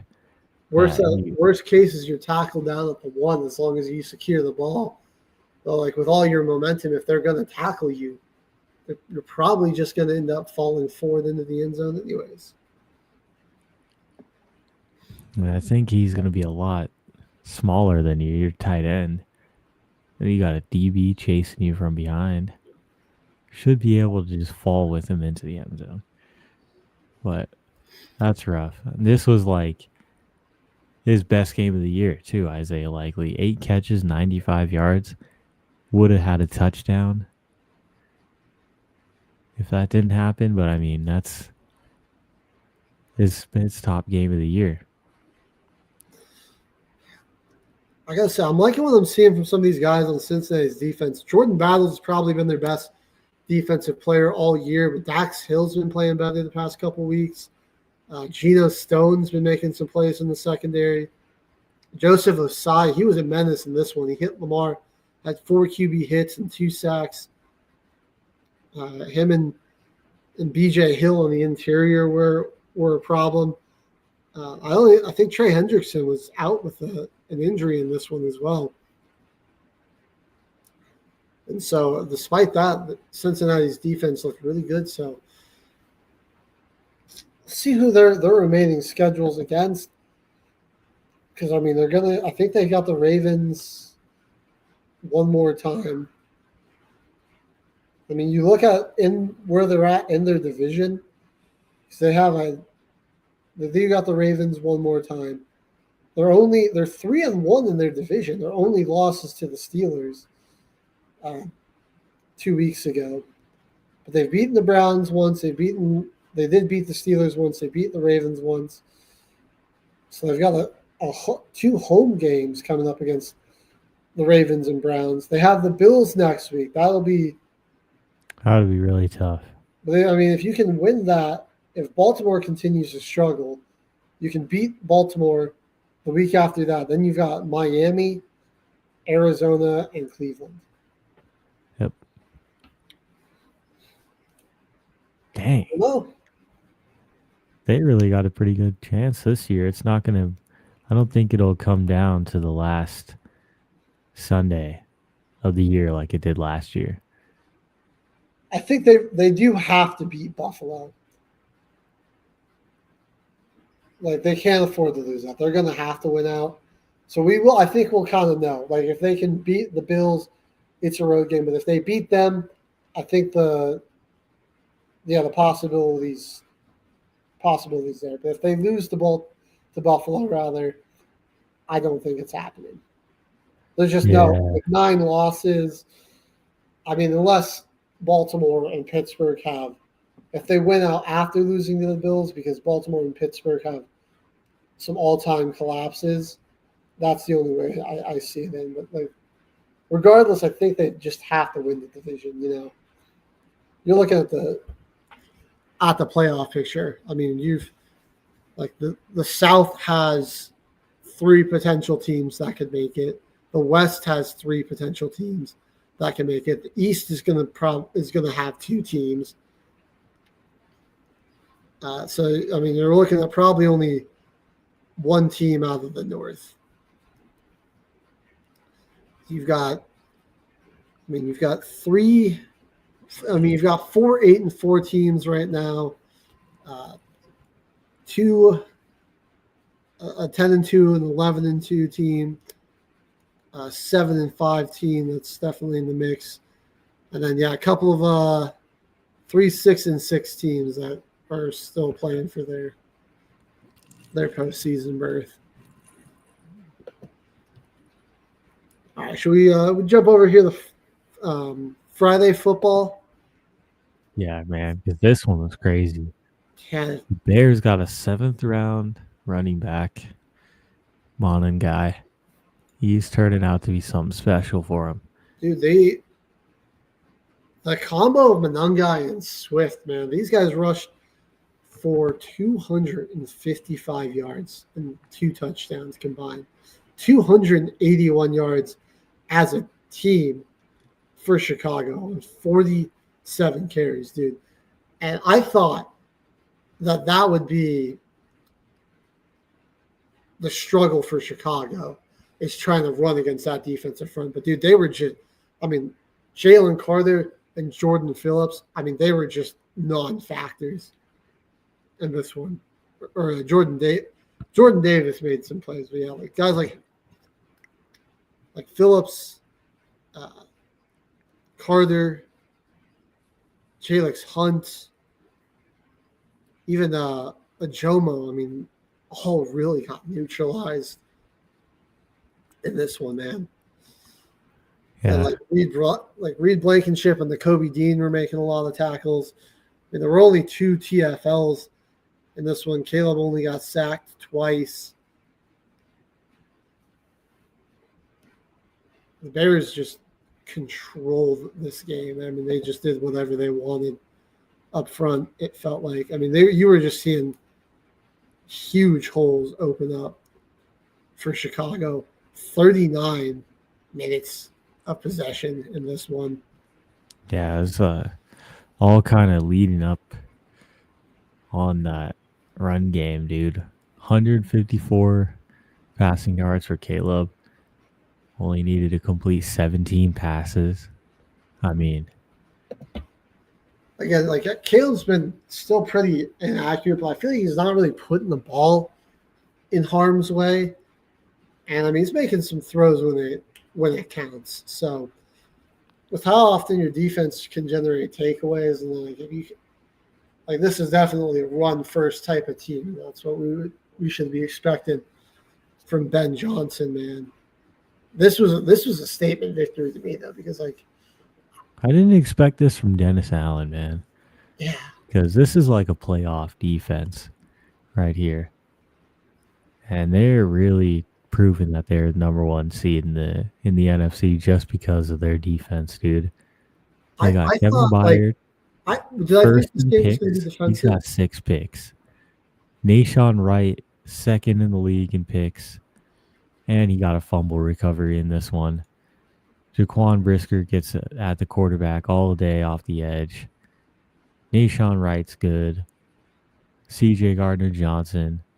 And you're doing all this without their best defensive player.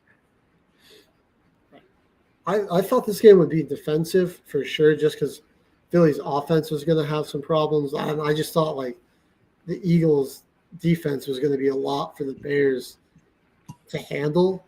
But, I mean, yeah, the 24 points isn't a ton, but I mean, really, Chicago had no issues offensively. This is exactly what they wanted to do. They did exactly that, which was run the football right down Philly. So I mean, two teams with almost the same record, and like one, I mean, this is just like the best, they're the best time of their lives. They're first in the NFC. They're playing for the 1 seed. They're first in their division. They're going to likely win double-digit games. And then on the other side, like this team is just, you're the defending Super Bowl champs, and you're just reeling. You're like, I mean, like, what's wrong with this game? You're like, what's wrong with the defense? Like, you can't run the football at all, really. I mean, I think Hurts was fairly good in this one, 230, 2 touchdowns and to 1 pick. Finally getting Jaylen Brown involved, or A.J. Brown involved, and it's just not. That's not translating to any success.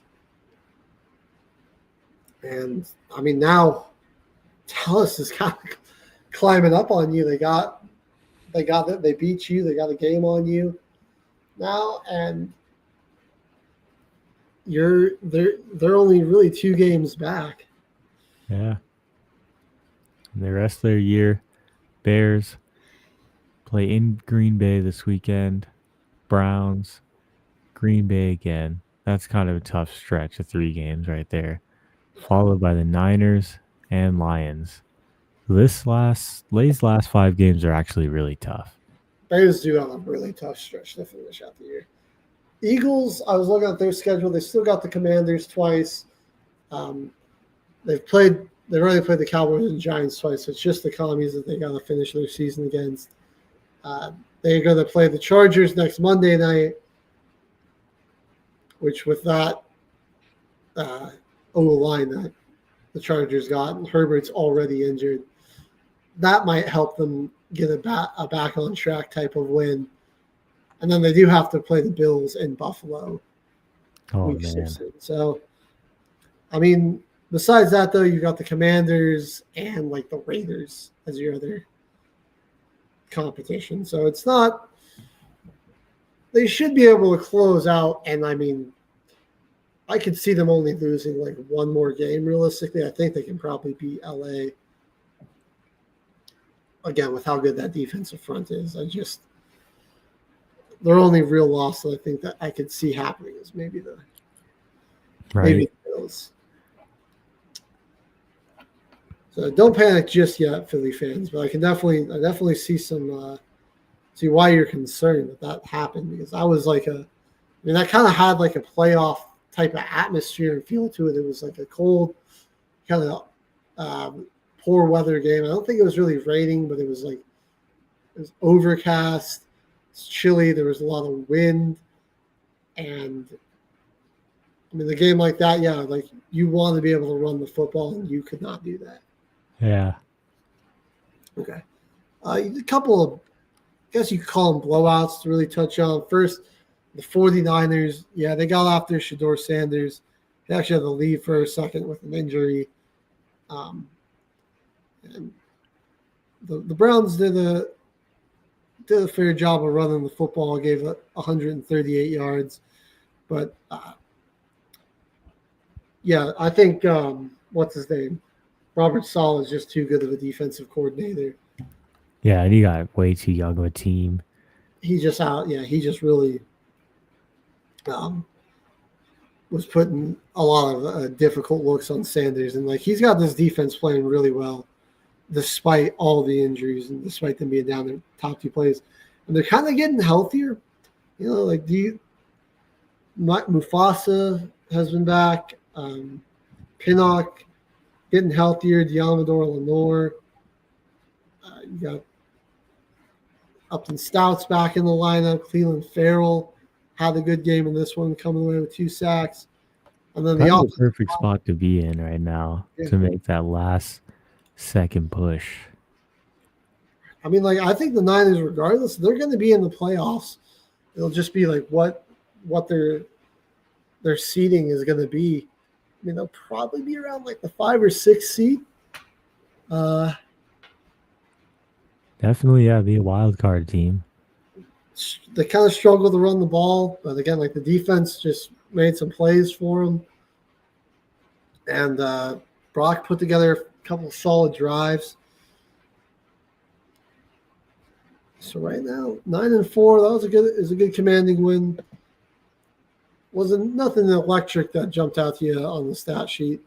And for the most part, it's like the same thing here in this Jaguars game. I mean, they really didn't run the ball too well, but Trevor Lawrence, excuse me, was really good in this one. You got Brian Thomas back in the lineup. Jacoby Myers has been great for them since coming to the team. He had 6 catches. One of the best pickups from the trade deadline. Yeah, seriously. This whole season. 6 grabs for 90 yards and a touchdown. T-Law 16 to 27, 229, and 2 touchdowns. A couple of fumbles that the Jags defense was able to grab. And came away with 3 sacks in this one. 5 QB hits, so they're getting some good pressure on Cam Ward. Yeah, they're just playing some good, complete, complementary football. I feel like everyone's doing their job pretty well. Maybe they're looking for a bit more in the return game. But besides that, I can't really think they have too many complaints. I guess, it is just the Titans, but Jags have gotten a couple of good signature victories this season. I mean, they've come away. They've beat in the 3-game stretch. They beat the Texans, the 49ers, and the Chiefs. They've also defeated the Chargers. They crushed them. Beat the Panthers week 1, who are looking pretty good. So, only losses. I mean, they lost to the Bengals in week 2, which is probably their worst one. I mean, Seahawks and Rams, those are just some really elite teams that they lost to. They played the Seahawks close. The Rams kind of destroy them.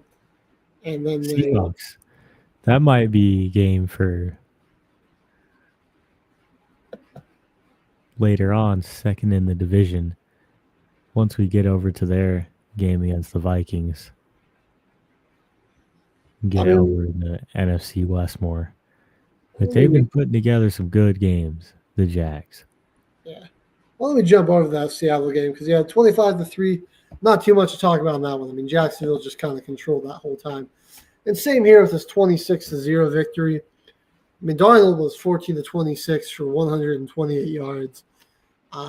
You held Jackson Smith and Jigba the 2 catches for 23 yards. So it's like, oh, well, surely that's a really good defensive performance. Surely we at least were close. Nope, you lost 26-0 because Brosmer threw for only 126 yards and 4 interceptions. And your top receiver, Justin Jefferson, he had 2 catches for 4 yards. The Seahawks defense from Max Brosner, they had 4 receptions for 121 yards and a touchdown. Poor Max Brosner, dude. Yeah. Thrown to the Wolves in this game. People were saying, oh, this could, he's like going to be the next Brock Purdy. I saw some comparisons to Brady, which was like also incredibly disrespectful to Drew Bledsoe, comparing him to J.J. McCarthy. Bledsoe was he was a good quarterback before he got hurt. And it was just unfortunate that the guy that ended up replacing him turned out to be the greatest quarterback to ever play the game. But Bledsoe was still a dog. We should not be out here comparing J.J. McCarthy and Max Brosner to those 2 guys. Yeah, no. I don't know what we were doing. But Minnesota fans they're hanging on by a thread after what the season they got to have last year compared to this year. I mean, got to be able to protect your quarterback. Justin Jefferson is furious, man. Like, I wouldn't be surprised if he requests a trade at this point, going into the off season, dude. I don't know what Minnesota is going to do at their QB position because Carson Wentz is done for the year. Who are your Brosmer? You got McCarthy. I don't know what else you really got. There's not even anyone. Let's go and get Jake Hayner, Minnesota. You can get him off our practice squad. Bam. There you go. Yeah, maybe try to sign somebody off the practice squad. That is going to be your best bet. Like, Seattle didn't really do it. Like, they got shut down for the most part defensively. They were sacked 4 times. We're able to come This was a play blitzing game right there. Yeah, all dude, day long. A lot of blitzes on both sides. I mean, a number of turnovers. Brosmer had the 4 picks. They also fumbled in this one, but the Seahawks lost 2 fumbles as well. So it wasn't like the Vikings defense wasn't generating turnovers. Each team was just absolutely atrocious on 3rd down. But one team's defense was just more swarming and brutal than the other. That was really the difference in that one. All right. Well, we're going to jump into some games that were a little closer now here in the early window. Colts, Texans.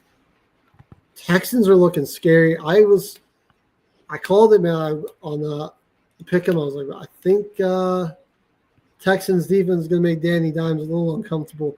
He didn't really turn the ball over, but he was 14-27. Wasn't super accurate in this one. Under they a lot did a of really pressure. good job bottling up Jonathan Taylor. Only 85 yards on 21 attempts, a long of 12. This, I think, might be the best defense in the league. They're just Easily. they're big, they're fast. I mean, they can just really they can just man up with you and get pressure with 4. They've got they're great against the run. They honestly could still win the division too. Like, let's look at who they still got, because they're 1-1 with the Jags. They've beaten the Titans and Colts at least once. They played the Titans twice. They have. So they beat the Titans twice. Yeah. They beat the Titans twice. So that's. Oh, they already have. Yeah, their only division loss is week 3 to Jacksonville. After that, they've been undefeated in the division.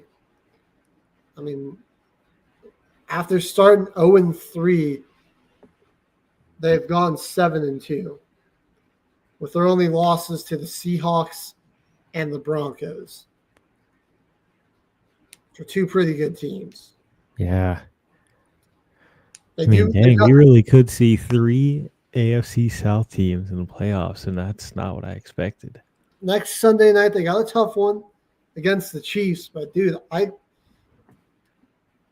Chiefs O-line has been fairly good in pass protection, but dude, they don't have a lot of big receivers, dude. That's where the big difference with a lot of these cornerbacks with Houston is, like, they got some big, strong corners that can just bully your receivers.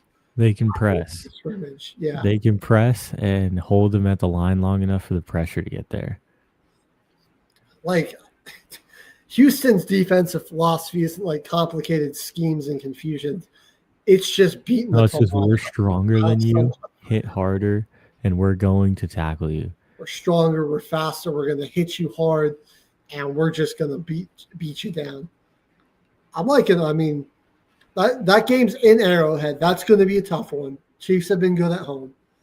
Then you've got a home game against the Cardinals and Raiders, on the road against the Chargers, at home against the Colts.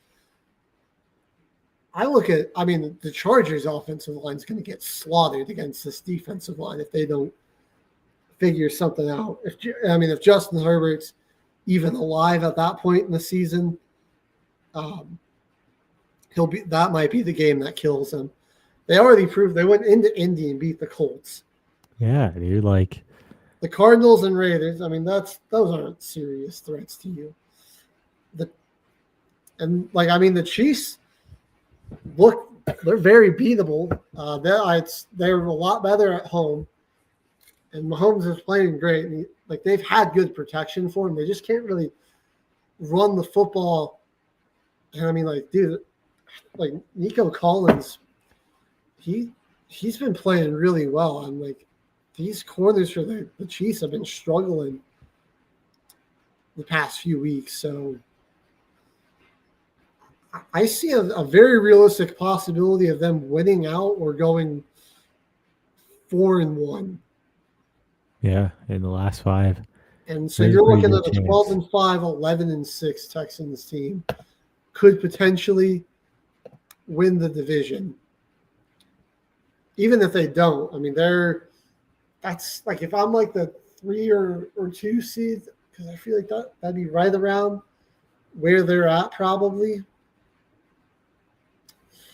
You're looking at, that would not be a fun team to have come play me because I got the defense to go deep in January. And they're running the ball a little bit better now. Yeah, Woody Marks was injured, not injured. When they got close enough and they needed Nick Chubb to do something, they got it done with him. Mm-hmm. They got it done with Nick Chubb. All right. We got the Bucks game here. A good, solid performance from Baker. I think he was playing through his injury, so nothing electric, but came out there, protected the football, was 194 and a touchdown. They got Bucky Irvin back. It wasn't it wasn't a ton of yardage really for the Buccaneers in this one, but they got up to a lead and they held it. The defense played pretty well. Some kind of late yardage as the Cardinals made it close.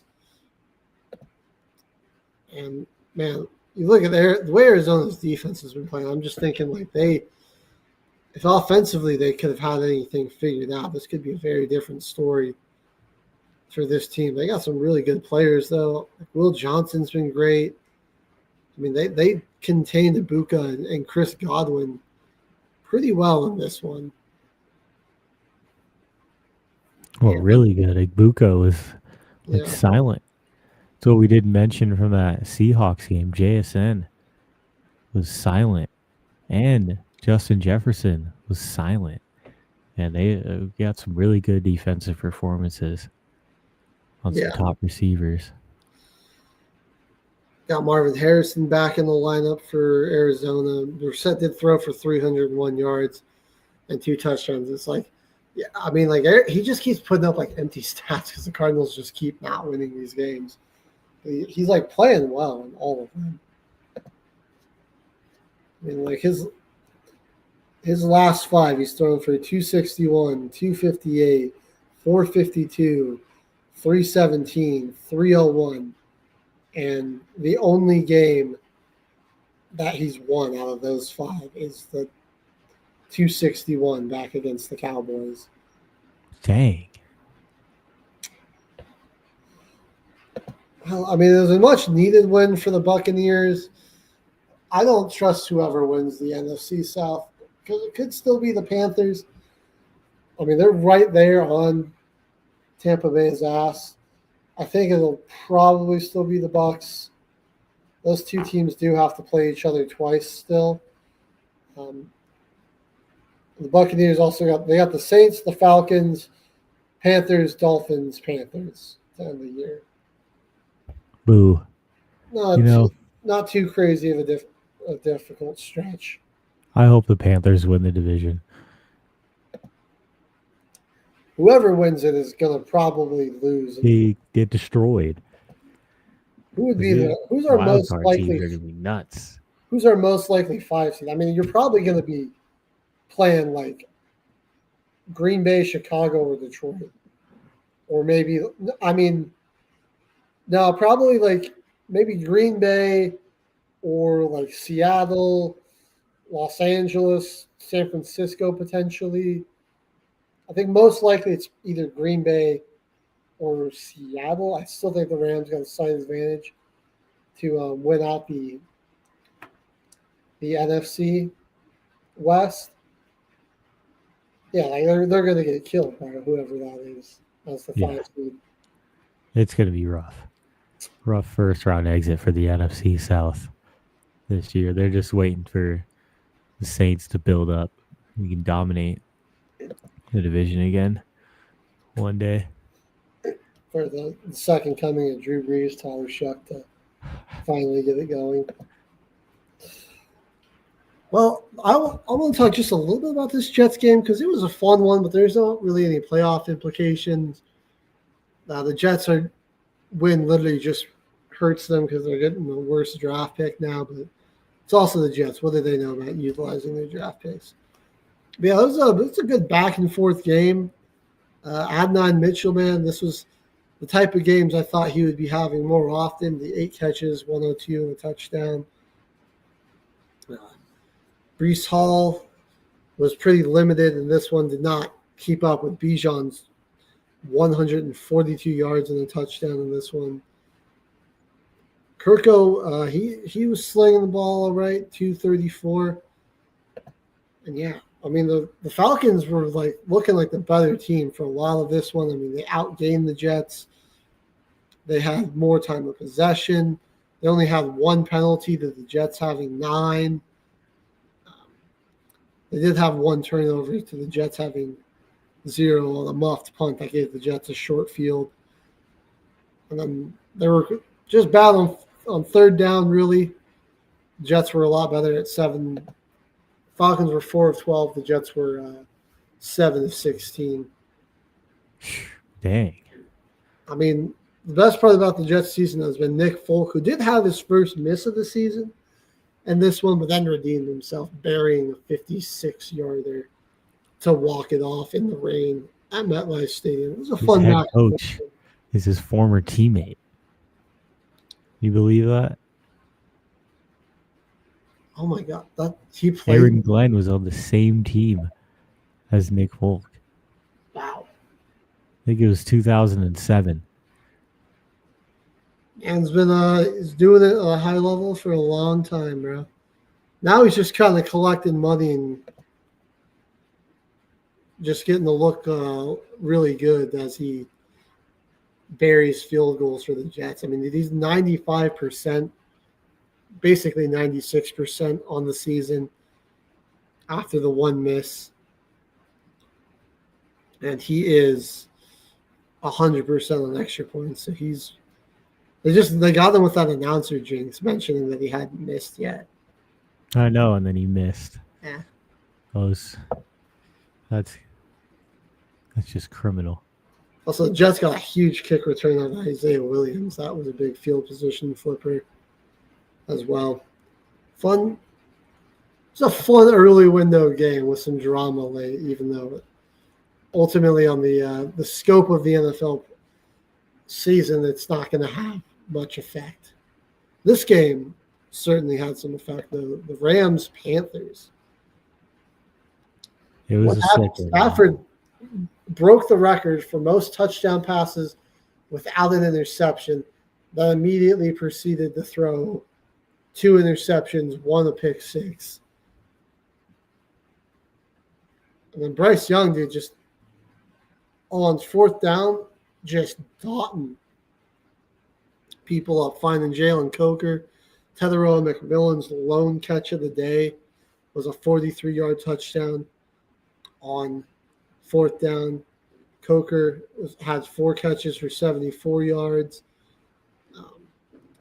Chuba Hubbard kind of took back the backfield. Rico was really bottled up on 18 carries for 58 yards. He did have 2 receptions. Same with Chuba. Those guys both caught 2 passes. Chuba had a receiving touchdown. Derek Brown with the big forced fumble late. I mean, it wasn't like Stafford and the Rams were bad. I mean, they ran for 152 yards. Stafford was 243 for 2 touchdowns with the 2 interceptions, 18-28. Puka had an incredible one-handed catch. That was insane. Xavier Smith, never heard of this guy, but he kind of came out of nowhere. Devontae Adams' touchdown streak was continuing with 2 touchdowns in this one. But yeah, I mean, ultimately the Panthers just were able to make the big plays on 4th down. And they were 3 of 3 on 4th down, 7 of 15 on 3rd down. They protected the football, and just a sloppy game out of the Rams is ultimately what did them in. Oh yeah, they got it running pretty well. Corum had a nice day, and Tyrone Williams had a nice day, but couldn't get a stop. I mean, they were pretty even with the Panthers, except for when it came to converting 3rd downs and protecting the football. And ultimately, that made the difference in a 3-point game like this. And then Derek Brown, that guy's having a monster season, flying under the radar. But he's been so huge for them. 5th-year guy out of Auburn. He's got 4 sacks, 21 tackles, a forced fumble. Doesn't have his pass deflections on here. Here we go. He's got 7 of those on the year. And let's see, where's TFLs? ESPN, give me the guys TFLs. That's where he's been really making a big tackle. Big difference. Yeah, he's really good in the run. On the run game, he's made it hard for teams to run on this guy.